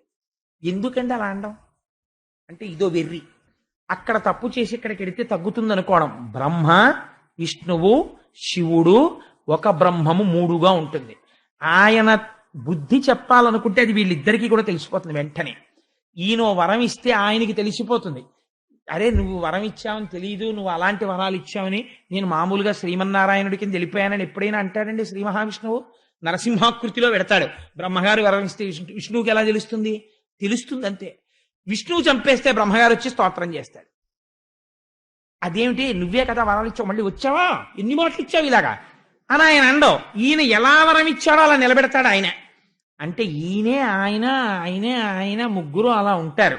కాబట్టి ఈయన దగ్గరికి వచ్చినప్పుడు ఆయన జోలికి నేను వెళ్ళలేనంటుంటాడు. కాబట్టి ఇప్పుడు ఏం చేశాడు? ఇదో అవివేకం, చాలా ఉన్నాయి అనుకుంటూ ఉండడం. అందుకని ఏం చేశాడు? అక్కడి నుంచి కైలాసానికి పరిగెత్తాడు. పరిగెడితే ఆయన అన్నాడు, ఆయన అంశ చిత్రం తెలుసా అండి. కానీ ఆయన అన్నాడు, ఓయ్ దూర్వాస ఏంటి ఇలా పరిగెత్తుకొచ్చావు అంటే, ఏం చేయనయ్యా బాబు, సుదర్శన చక్రం తరువుకు వచ్చేస్తోంది, కాస్త చక్రం ఆపవయ్యా మహాదేవా, నీకన్నా గొప్పవాడేవాడన్నాడు. మహాదేవ శబ్దం ప్రయోగం చేశాడు. ఆయన అన్నాడు, నాకు దక్షుడికి భృగువుకి ఇంద్రుడికి చతుర్ముఖ బ్రహ్మకి మా అందరికీ కూడా అర్థం కాని ఏమైనా ఉంటే విష్ణుమాయ ఒకటే. అది నాకే అర్థం కాలేదు ఇప్పటి వరకు. ముట్టిది మీరు నిజంగా అనుకునేరు. అలా మాట్లాడతారు వాళ్ళు ఒకళ్ళ గురించి ఒకళ్ళు. అందుకని ఆయన సుదర్శనాన్ని నేనేమాపనరా, ఆయన మాయే నాకు అర్థం కాలేదు. ఎలాగో ఇంత దూరం వచ్చేసావు కదా, ఈ పక్కనే కదా వైకుంఠం, నా కాళ్ళ మీద పడ్డ మీదకు పోయి ఆయన కాళ్ళ మీద పడితే గొడవ వదిలిపోతుంది కదా, చక్రం ఆయింది, నేను అడ్డు పెట్టడం ఏమిట్రా అంటే వాళ్ళిద్దరు ఎప్పుడూ కొట్టుకోరు. మీరు బాగా ఆలోచించండి. నిజంగా పరమాత్మకి పరమశివుడికి పార్టీలు కట్టడం అలవాటు అనుకోండి. ఇప్పుడు మనం కొట్టుకుంటున్నట్టే వాళ్ళు కొట్టుకుంటున్నారు అనుకోండి, ఇదో మంచి అవకాశం. ఒరే నీకు సుదర్శనం అడ్డొచ్చిందా, అయితే నేను సుదర్శనాన్ని ఆపేస్తాను, నా త్రిశూలం పెట్టి కొట్టేస్తాను, నువ్వు మాత్రం నా పార్టీలో చేరిపోవాలి రేపుతాను అనాలి కదండి. ఆయన ఏమంటున్నాడు, నేను ఆపలేనయ్యా సుదర్శనాన్ని, నాకు తెలియదు విష్ణుమాయ అంటాడు. ఈయనేమో వైకుంఠానికి ఎడితే, మహాదేవా నువ్వు వచ్చావా అని ఆయన కాళ్ళు కడిగి తల మీద జల్లుకుని పాదోదకాన్ని విష్ణువు పుచ్చుకుంటాడు. తెలివైన వాడైతే ఏం తెలుసుకోవాలి, వాళ్ళు ముగ్గురు ఒకటేరా అని తెలుసుకోవాలి. ఇది తెలుసుకోకుండా నువ్వు ఇంకా వీడు గొప్పండి వాడు తక్కువండి అంటే ఇద్దరు కలిపి పొడికే కొడతారు. కాబట్టి ఏమవుతుంది, ఉన్న వెంట్రుకలు ఊడిపోతే తల బొప్పి కడుతుంది. కాబట్టి ఎంత తెలివితేటలుగా మాట్లాడాడో చూడండి. ఇక్కడ దాకా వచ్చావు కదా, నాన్న అడగడం ఎందుకు, పక్కనున్న వైకుంఠానికి వెళ్ళి విష్ణువు కాళ్ళ మీద పడిపో, ఆయన మాయే నాకు అర్థం కాలేదు, ఇంకా ఆయన సుదర్శనాన్ని నేనేం ఆపుతానన్నాడు ఆయన. అంటే అయ్యయ్యో ఇంకా మహాదేవుడు కూడా ఏం చెయ్యలేడు అనుకున్నాడు. ఇందులో మీరు ఒక్క విషయం బాగా కనిపెట్టాలి. ఏమంటే అన్ని వేల సంవత్సరాలు తపస్సు చేశాడు, శివాంశ సంభూతుడు మహర్షి, ఆయనకి తెలియదండి కోటేశ్వరరావు చెప్తున్న విషయం, మనందరికీ కాకినాడలో వాళ్ళకి తెలుసున్న విషయం దుర్వాసుడికి తెలియదు. అందుకే కదా మరి బ్రహ్మ దగ్గరికి శివుడి దగ్గరికి వెళ్ళాడు, తిన్నగా విష్ణువు దగ్గరికి వెళ్లకుండా. కాబట్టి మరి ఇదేమిటంటే అంత తపశ్శక్తి చేసిన వాడిది దొంగ సర్టిఫికేటా అంటే ఏం తెలీదా? ఎందుకు వచ్చింది మరి ఇలాగా? శివరవీంద్రుడు గారు. కాబట్టి ఏమైంది, పరిగెత్తాడు, మళ్ళీ వైకుంఠానికి వెళ్ళాడు. వెళ్ళి ఈసారి ఏం చేశాడు అంటే, ఆయన చక్కగా లక్ష్మీదేవితో క్రీడిస్తూ ఒక పాన్పు మీద కూర్చుని ఉన్నాడు. వెడుతూనే స్తోత్రం చేస్తూ శ్రీమన్నారాయణుడి యొక్క పాదముల మీద పడిపోయి 2 కాళ్ళు 2 చేతులతో గట్టిగా పట్టుకుని పాదాల మీద శిరస్సు పెట్టి లేవడం మానేసి అలా ఉండిపోయాడు. అసలు ఇంకా మాట్లాడడం లేవడం. అప్పుడు ఆయన అన్నాడు, ఏమిటయా ఇలా పడిపోయావు, లే ఏమైంది అన్నాడు. ఇదో చిత్రమైన ప్రశ్న ప్రపంచంలో. ఆయనకి తెలియదండి. నిజంగా ఆయన తెలియకపోతే ఆయన సర్వజ్ఞుడు ఏమిటండి? పెట్టినవాడు సుదర్శనం ఈయనే. సుదర్శనం కదిలింది, తరుంకొస్తోంది, బయట అదే నించుంది, అందుకే ఇంత వెలుతురు, ఈయన అందుకే పరిగెత్తుకొచ్చాడని ఏమీ తెలియని వాళ్ళ. ఏంటి ఇలా వచ్చావు, ఎందుకు అలా పట్టుకున్నావు, లే నాన్న ఏంటి ఏమైంది అన్నాడు. అంటే మళ్ళీ పాపం ఈయన ఏం చేస్తుండాలి, వెళ్ళిన చోట అల్లా, సార్ నాకు తప్పు అయిపోయింది సార్, ఇలా చేశాను సార్, మీరు ఏమైనా హెల్ప్ చేయండి సార్. బాగా మనసు మార్చడానికి టాక్ట్ఫుల్ ఆఫీసర్ ఏం చేస్తారంటే, మీ ఆఫీసర్ గారి దగ్గరికి వెళ్ళి ఒక అప్లికేషన్ ఇచ్చి, సార్ తప్పు అయిపోయిందని దాని మీద నువ్వు ఆయన కామెంట్ రాయించుకురా అంటాడు. అక్కడికి వెళ్ళి చెప్పుకుని కామెంట్ రాయించి నువ్వు పట్టుకుని రా అప్లికేషన్ అంటాడు. టపాల్లో ఇచ్చేస్తే వీడికి అహంకారం పోదు, అందుకని వీడి అప్లికేషన్ పట్టుకుని మళ్ళీ వస్తాడు. పర్సనల్ బ్రాంచ్కి వెళ్ళి ఏం జనరల్ గారికి చెప్పి ఆయన కూడా కామెంట్ కూడా రాయించుకుని పట్టరా అంటాడు. కాదని వెళ్ళిపోగలడేంటి? అందుకని ఏం చేయాలి, ఆయన దగ్గరికి కూడా వెళ్ళి మళ్ళీ నలుగురు ముందు నించుని, ఏమిటా పొద్దున్న నుంచి నించున్నావు, రా పర్వాలేదు చెప్పు అంటే ఇంతమందిలో చెప్పుకోవడం సిగ్గు. సార్ నాది ఇలా తప్పు అయిపోయింది సార్, ఇలా చేశాను సార్, అప్లికేషన్లో రాశాను సార్, ఇంకెప్పుడు చేయనని, మీరు ఈసారికి క్షమించమని రాయండి సార్ అంటే మళ్ళీ ఇంకోసారి ఆయన కూడా క్షమించండి అని రాస్తాడు. ఇప్పుడు ఇది పట్టుకుని అక్కడ కూర్చున్న తర్వాత వచ్చేవాడు వెళ్ళేవాడు, ఏంట్రా 2 రోజుల నుంచి తిరుగుతున్నావు ఆఫీస్ చుట్టూ అంటాడు. అంటే ఆఫీసర్ గారి కోసం అంటే ఈ స్లిప్ పంపిస్తే ఉండమని పిలుస్తారంటాడు. 11 అవుతుంది, 12 అవుతుంది, 1 గంట అవుతుంది, ఒక్కొక్కడు వస్తుంటాడు, అడుగుతుంటాడు, ఏంట్రా ఇలా వచ్చావు అంటుంటాడు. వెళ్ళిపోదామంటే గబుక్కుని పిలిస్తే అందుకని అక్కడే కూర్చోవాలి. వచ్చిన వాడికల్లా నేను ఈ తప్పు చేశాను, అందుకనే ఆయనకి చెప్పుకుందామని వచ్చాను, పట్టుకుని రమ్మన్నారు, అందుకు నించున్నానంటాడు. అయిపోయింది, శిక్ష బయట అయిపోతుంది, నేను తెలుసు లోపల కూర్చున్నా. ఆయనకి 1 గంటకు భోజనానికి లేచిపోయే ముందు 1 గంటకి నేను భోజనం చేసేసి ఇన్స్పెక్షన్కి నేను ఎక్కడికో వెళ్ళిపోతున్నాను, మళ్ళీ 2 రోజుల తర్వాత వస్తాను ఆఫీస్కి అంటాడు. వీడి గుండెల్లో రాయిడిపోతుంది. అప్పుడు అన్నట్లు అతను నించున్నట్టున్నాడు, ఒకసారి పిల్లి అంటాడు. అప్పుడు వీడు గబోబా అమ్మ బాబోయ్ పిలిచాడు అంతే చాలని వెళ్తాడు. ఏమిటంటావు అంటాడు. అంటే ఇంక వెళ్ళిపోతాడు, ఉన్నది చెప్పేయాలి గబోబా, అయ్యా నా జీవితంలో చేయని దోషం, నన్ను క్షమించండి బాబు, బుద్ధి వచ్చింది, ఇంకెప్పుడు చేయను అంటాడు. సరే నేను చూస్తాను, ఫోన్ చేసి చెప్తాను, ఫైల్ తర్వాత పెడతానులే, నువ్వు వెళ్ళు, నేను చెప్తాను మీ ఏం గారికి, జాయిన్ అవ్వు, ఫోన్లో చెప్తాను. ఈ మాట ముందే చెప్పేశాడు. అసలు చిత్రం అది. ఈయన ఏం చేస్తాడు, వెళ్ళి జాయిన్ అవుతాడు. కానీ దీని మీద ఏం రాస్తాడో అని ఎప్పటికప్పుడు ఆందోళనే, కాబట్టి ఇంక తప్పు చేయడు. ఆయన ఏం చేయడు, దాన్ని డస్ట్లో పారేస్తాడు. అదొక ట్యాక్ట్. అది అలా బుద్ధి చెప్పడం, బాగా గడి పెట్టడం, ఇంకో రకంగా చెప్పాలంటే.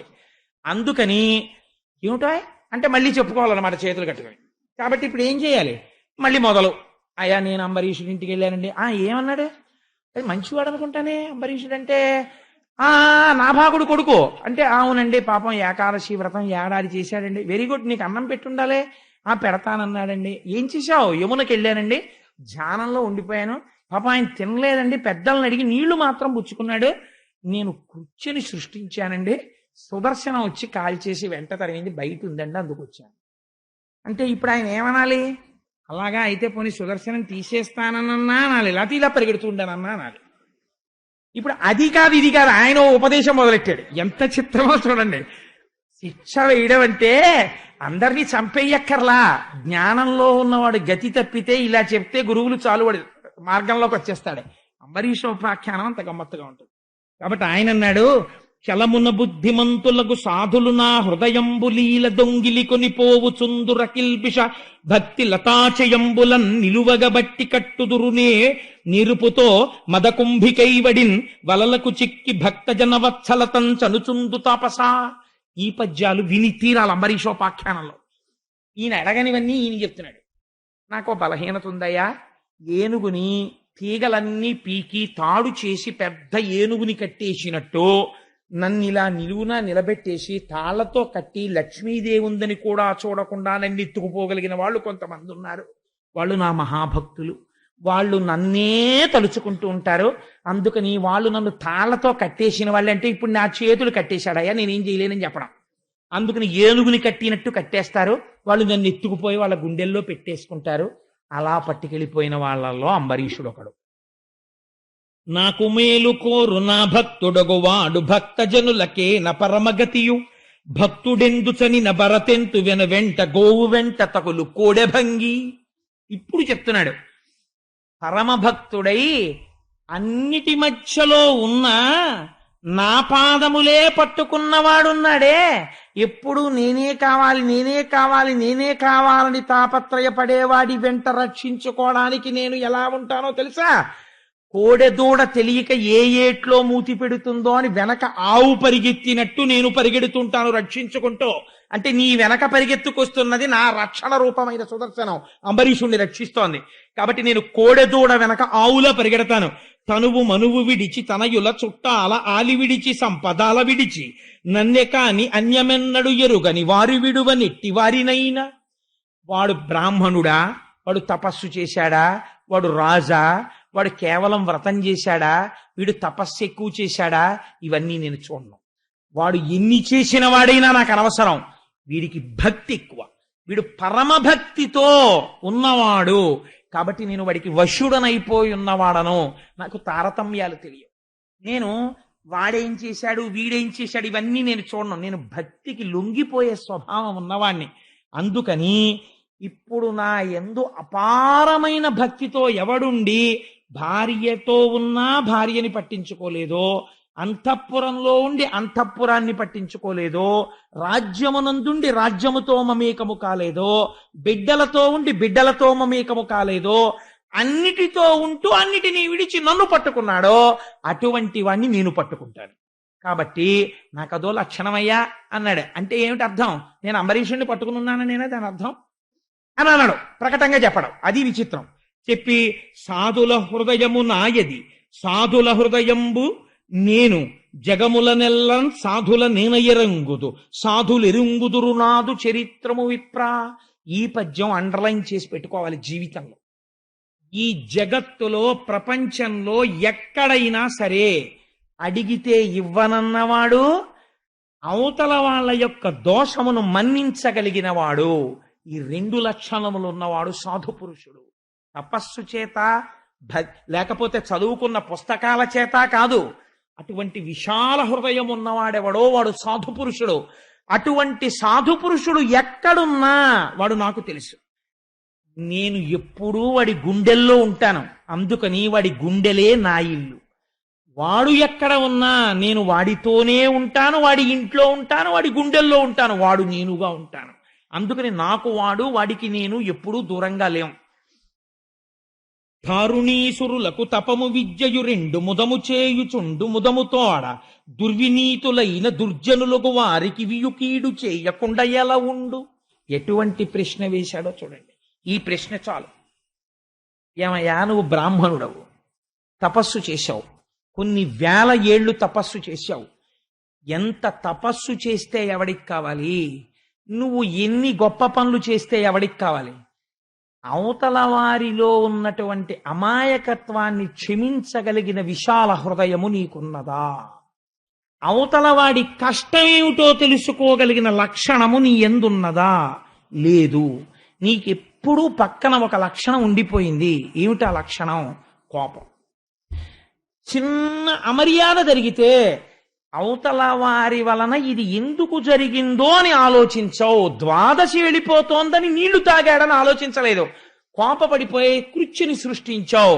కాబట్టి నువ్వు దుర్నీతిని పాటిస్తున్న వాడివి. అట్లాంటి వాడికి ఎంత తపస్సు ఉన్నా, ఎంత జ్ఞానమున్నా, అవి నిరంతరము అస్తస్తమానము భ్రష్టములవుతూ ఉంటాయి. కష్టములను పొందుతాడు, జ్ఞాపకం పెట్టుకో. కాబట్టి ఈ విశాల హృదయము నీకు రాలేదు. కాబట్టి కీడు చేయకుండా ఎలా ఉండు? నీకు కీడు చెయ్యకుండా ఎలా ఉంటాయి అంటే, ఇప్పుడు ఈ కీడు ఎక్కడి నుంచో వచ్చింది, ఇంతకు ముందు నుంచే. కాబట్టి ఆ స్థానాన్ని నువ్వు ఒకసారి వెతికి పరిశీలన చేసుకో. అంటే దిద్దవలసింది అంబరీషుణ్ణి కాదు, నిన్ను నువ్వు దిద్దుకోవాలి ముందు. కాబట్టి ఏం చేస్తావో తెలుసా? అదిపో బ్రాహ్మణ నీకును సదయుడు నాభాగసుతుడు, జన వినుత గుణాస్పదుడిచ్చు అభయమాతనిమది సంతతపరచి వేడు మాశరణంబున్. మహాసాధు అయినటువంటి వాడు కాబట్టి పొరపాటు చెప్పగానే ఒప్పుకుని ఆశీర్వచనం చేసేస్తాడు తప్ప పట్టుపట్టే లక్షణం ఉండదు. సాధు పురుషుని పట్ల చేశావు, నేనెలా క్షమిస్తాను? సాధువు అంబరీషుడు పట్టుపట్టడం. కాబట్టి ఈ శరణాగతి ఏదో అంబరీషుడి దగ్గరికి వెళ్ళి ఆయన కాళ్ళు పట్టుకున్నాడు. ఎటువంటి శిక్ష వేశాడో చూడండి. ఇప్పుడు పరుగు పరుగు పరుగు పరుగున వెళ్ళి సింహాసనం మీద కూర్చుని అయ్యో దుర్వాసో మహర్షి భోజనం చేయలేదని తాను అప్పటికీ భోజనం చేయకుండా కూర్చున్నాడు అంబరీషుడు. ఇది ఆయన ధర్మం అంటే. అప్పటికీ భోజనం చేయకుండా విచారవదనంతో కూర్చున్న అంబరీషుడి పాదాల మీద పడిపోయి గట్టిగా పాదాలు పట్టుకుని, మహానుభావ నువ్వే నన్ను రక్షించాలి ఈ సుదర్శన చక్ర ధారల నుండి అన్నాడు. అంటే అయ్యయ్యో అదేమిటంటే సిగ్గుపడ్డాట అంబరీషుడు. ఎందుకో తెలుసా అండి, ఇంతటి మహాత్ముడు నా వలన క్రోధమును పొంది ఇన్ని కష్టాలు పడి నా కాళ్ళు పట్టుకున్నాడు, ఆయన నా కాళ్ళు పట్టుకోవడమా అని సిగ్గుపడ్డాట. ఎంత గొప్ప మనస్సో చూడండి అంబరీషుడు. ఇది భక్తి. ఎక్కడొచ్చింది మనస్సు? తపస్సు చేత కాదు, గృహస్థాశ్రమంలో ఉండి తాను ఇంకా భక్తితో ఉండాలి, ఇంకా భక్తితో ఉండాలని సాధన చేస్తున్న హృదయంలోంచి వచ్చింది భక్తి. కాబట్టి ఏమైంది అంటే ఆయన వెంటనే లేచి సుదర్శన చక్రాన్ని ప్రార్థన చేశాడు. సుదర్శన చక్రానికి చేసినటువంటి ప్రార్థన వింటే మనని తరువుకొస్తున్నటువంటి దురితముల నుంచి మనం కాపాడబడతాం.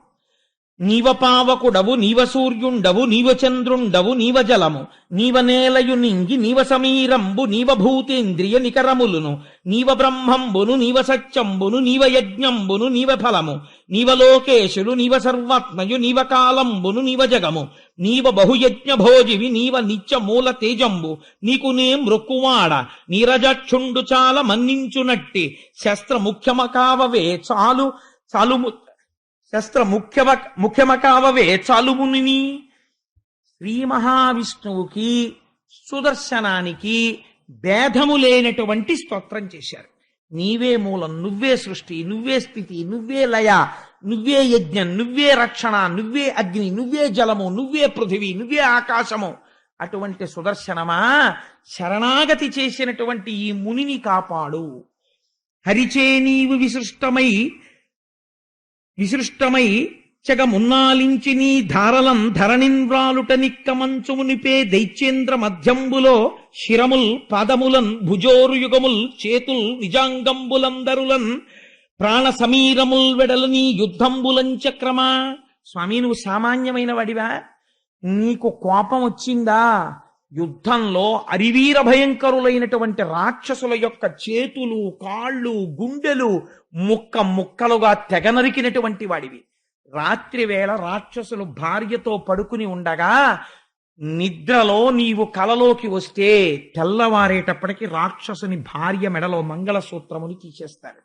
అంటే వాడు మరణిస్తాడు. అటువంటి తేజో విరాజితవు స్వామి. నీ పరాక్రమాన్ని ఎవరు అడ్డగలరు? నిన్ను ఎవరు ఆపగలరు?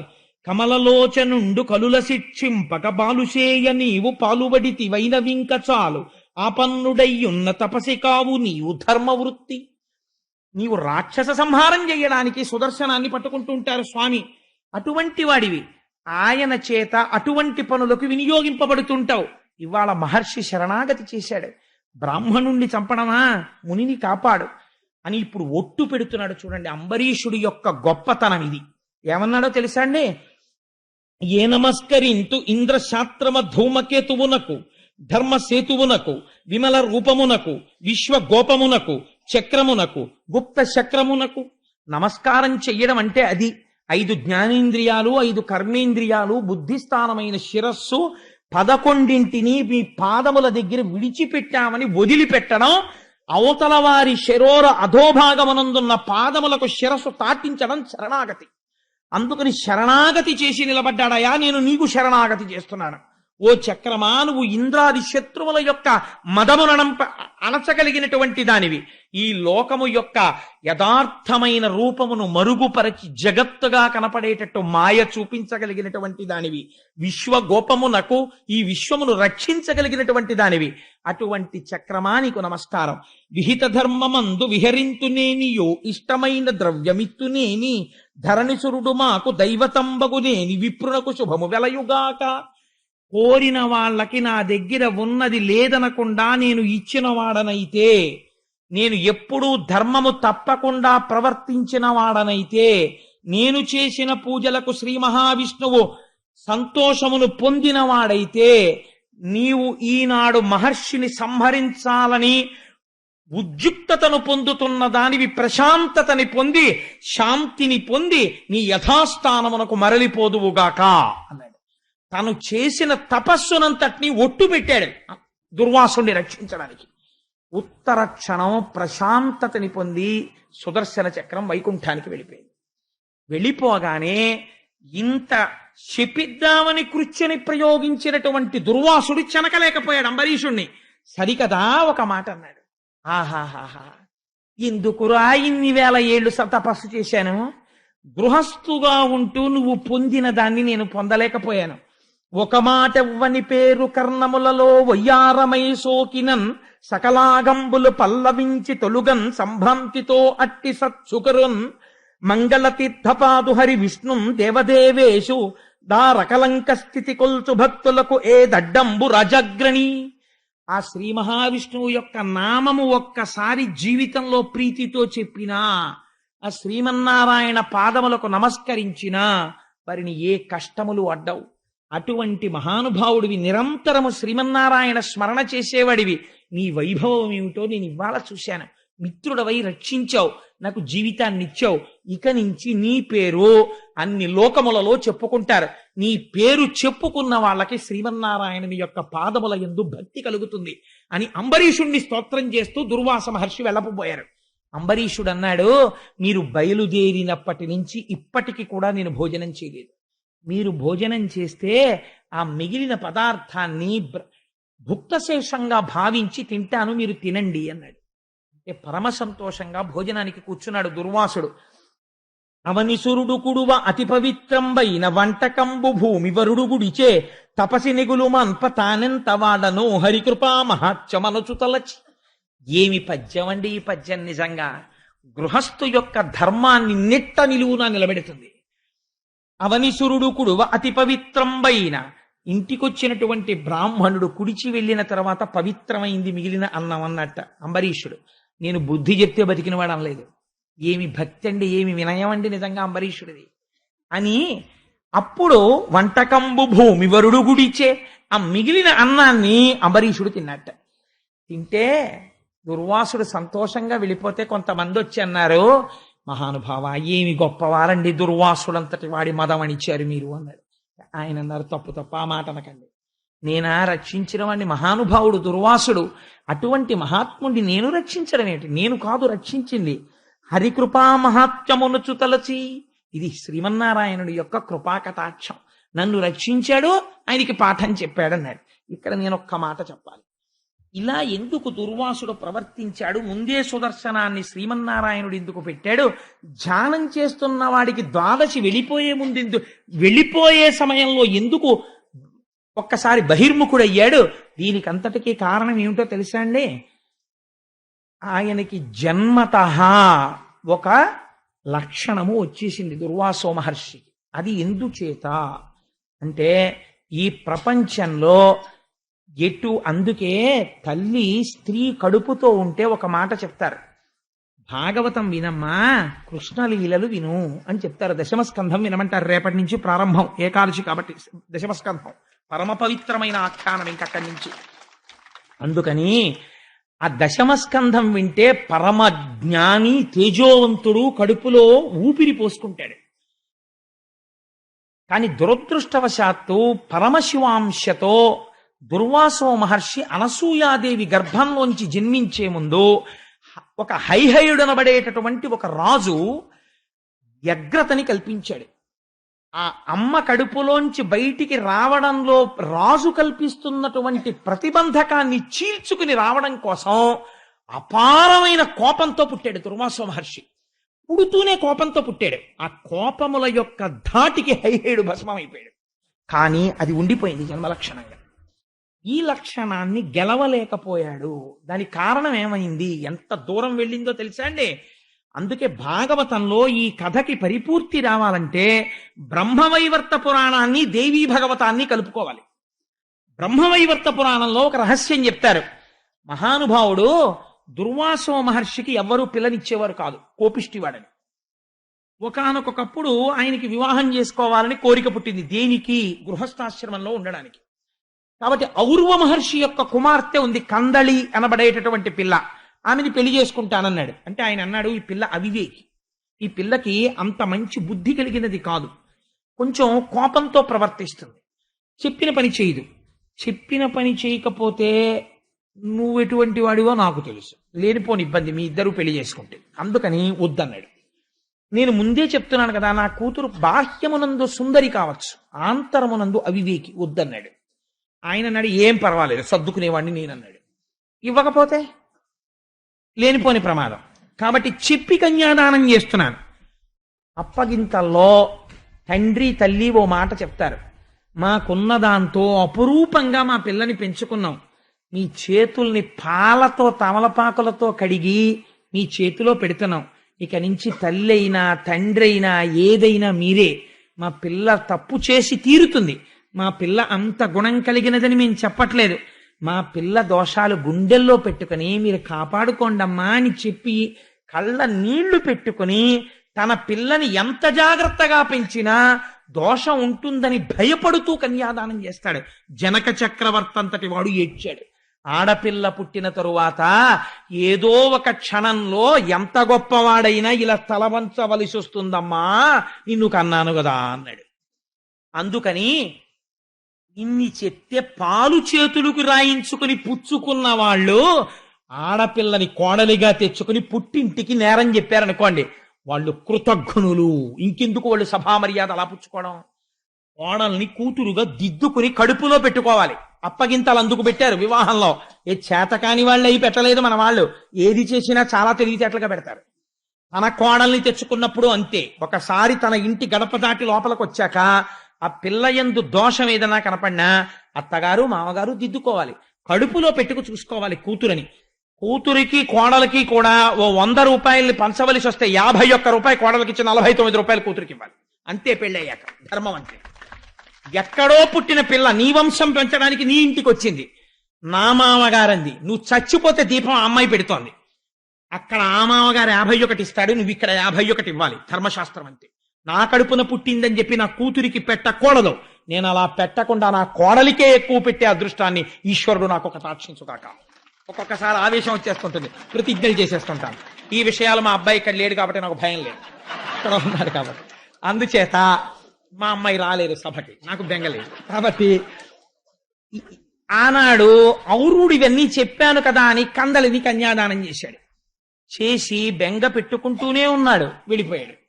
వెళ్ళిపోయి ఒక రోజున ఎందుకో కోపం వచ్చింది దుర్వాస మహర్షికి. చెప్పిన మాట వింటలేదు. అప్పుడప్పుడు గుర్తొచ్చేది మామగారు చెప్పిన మాటలు.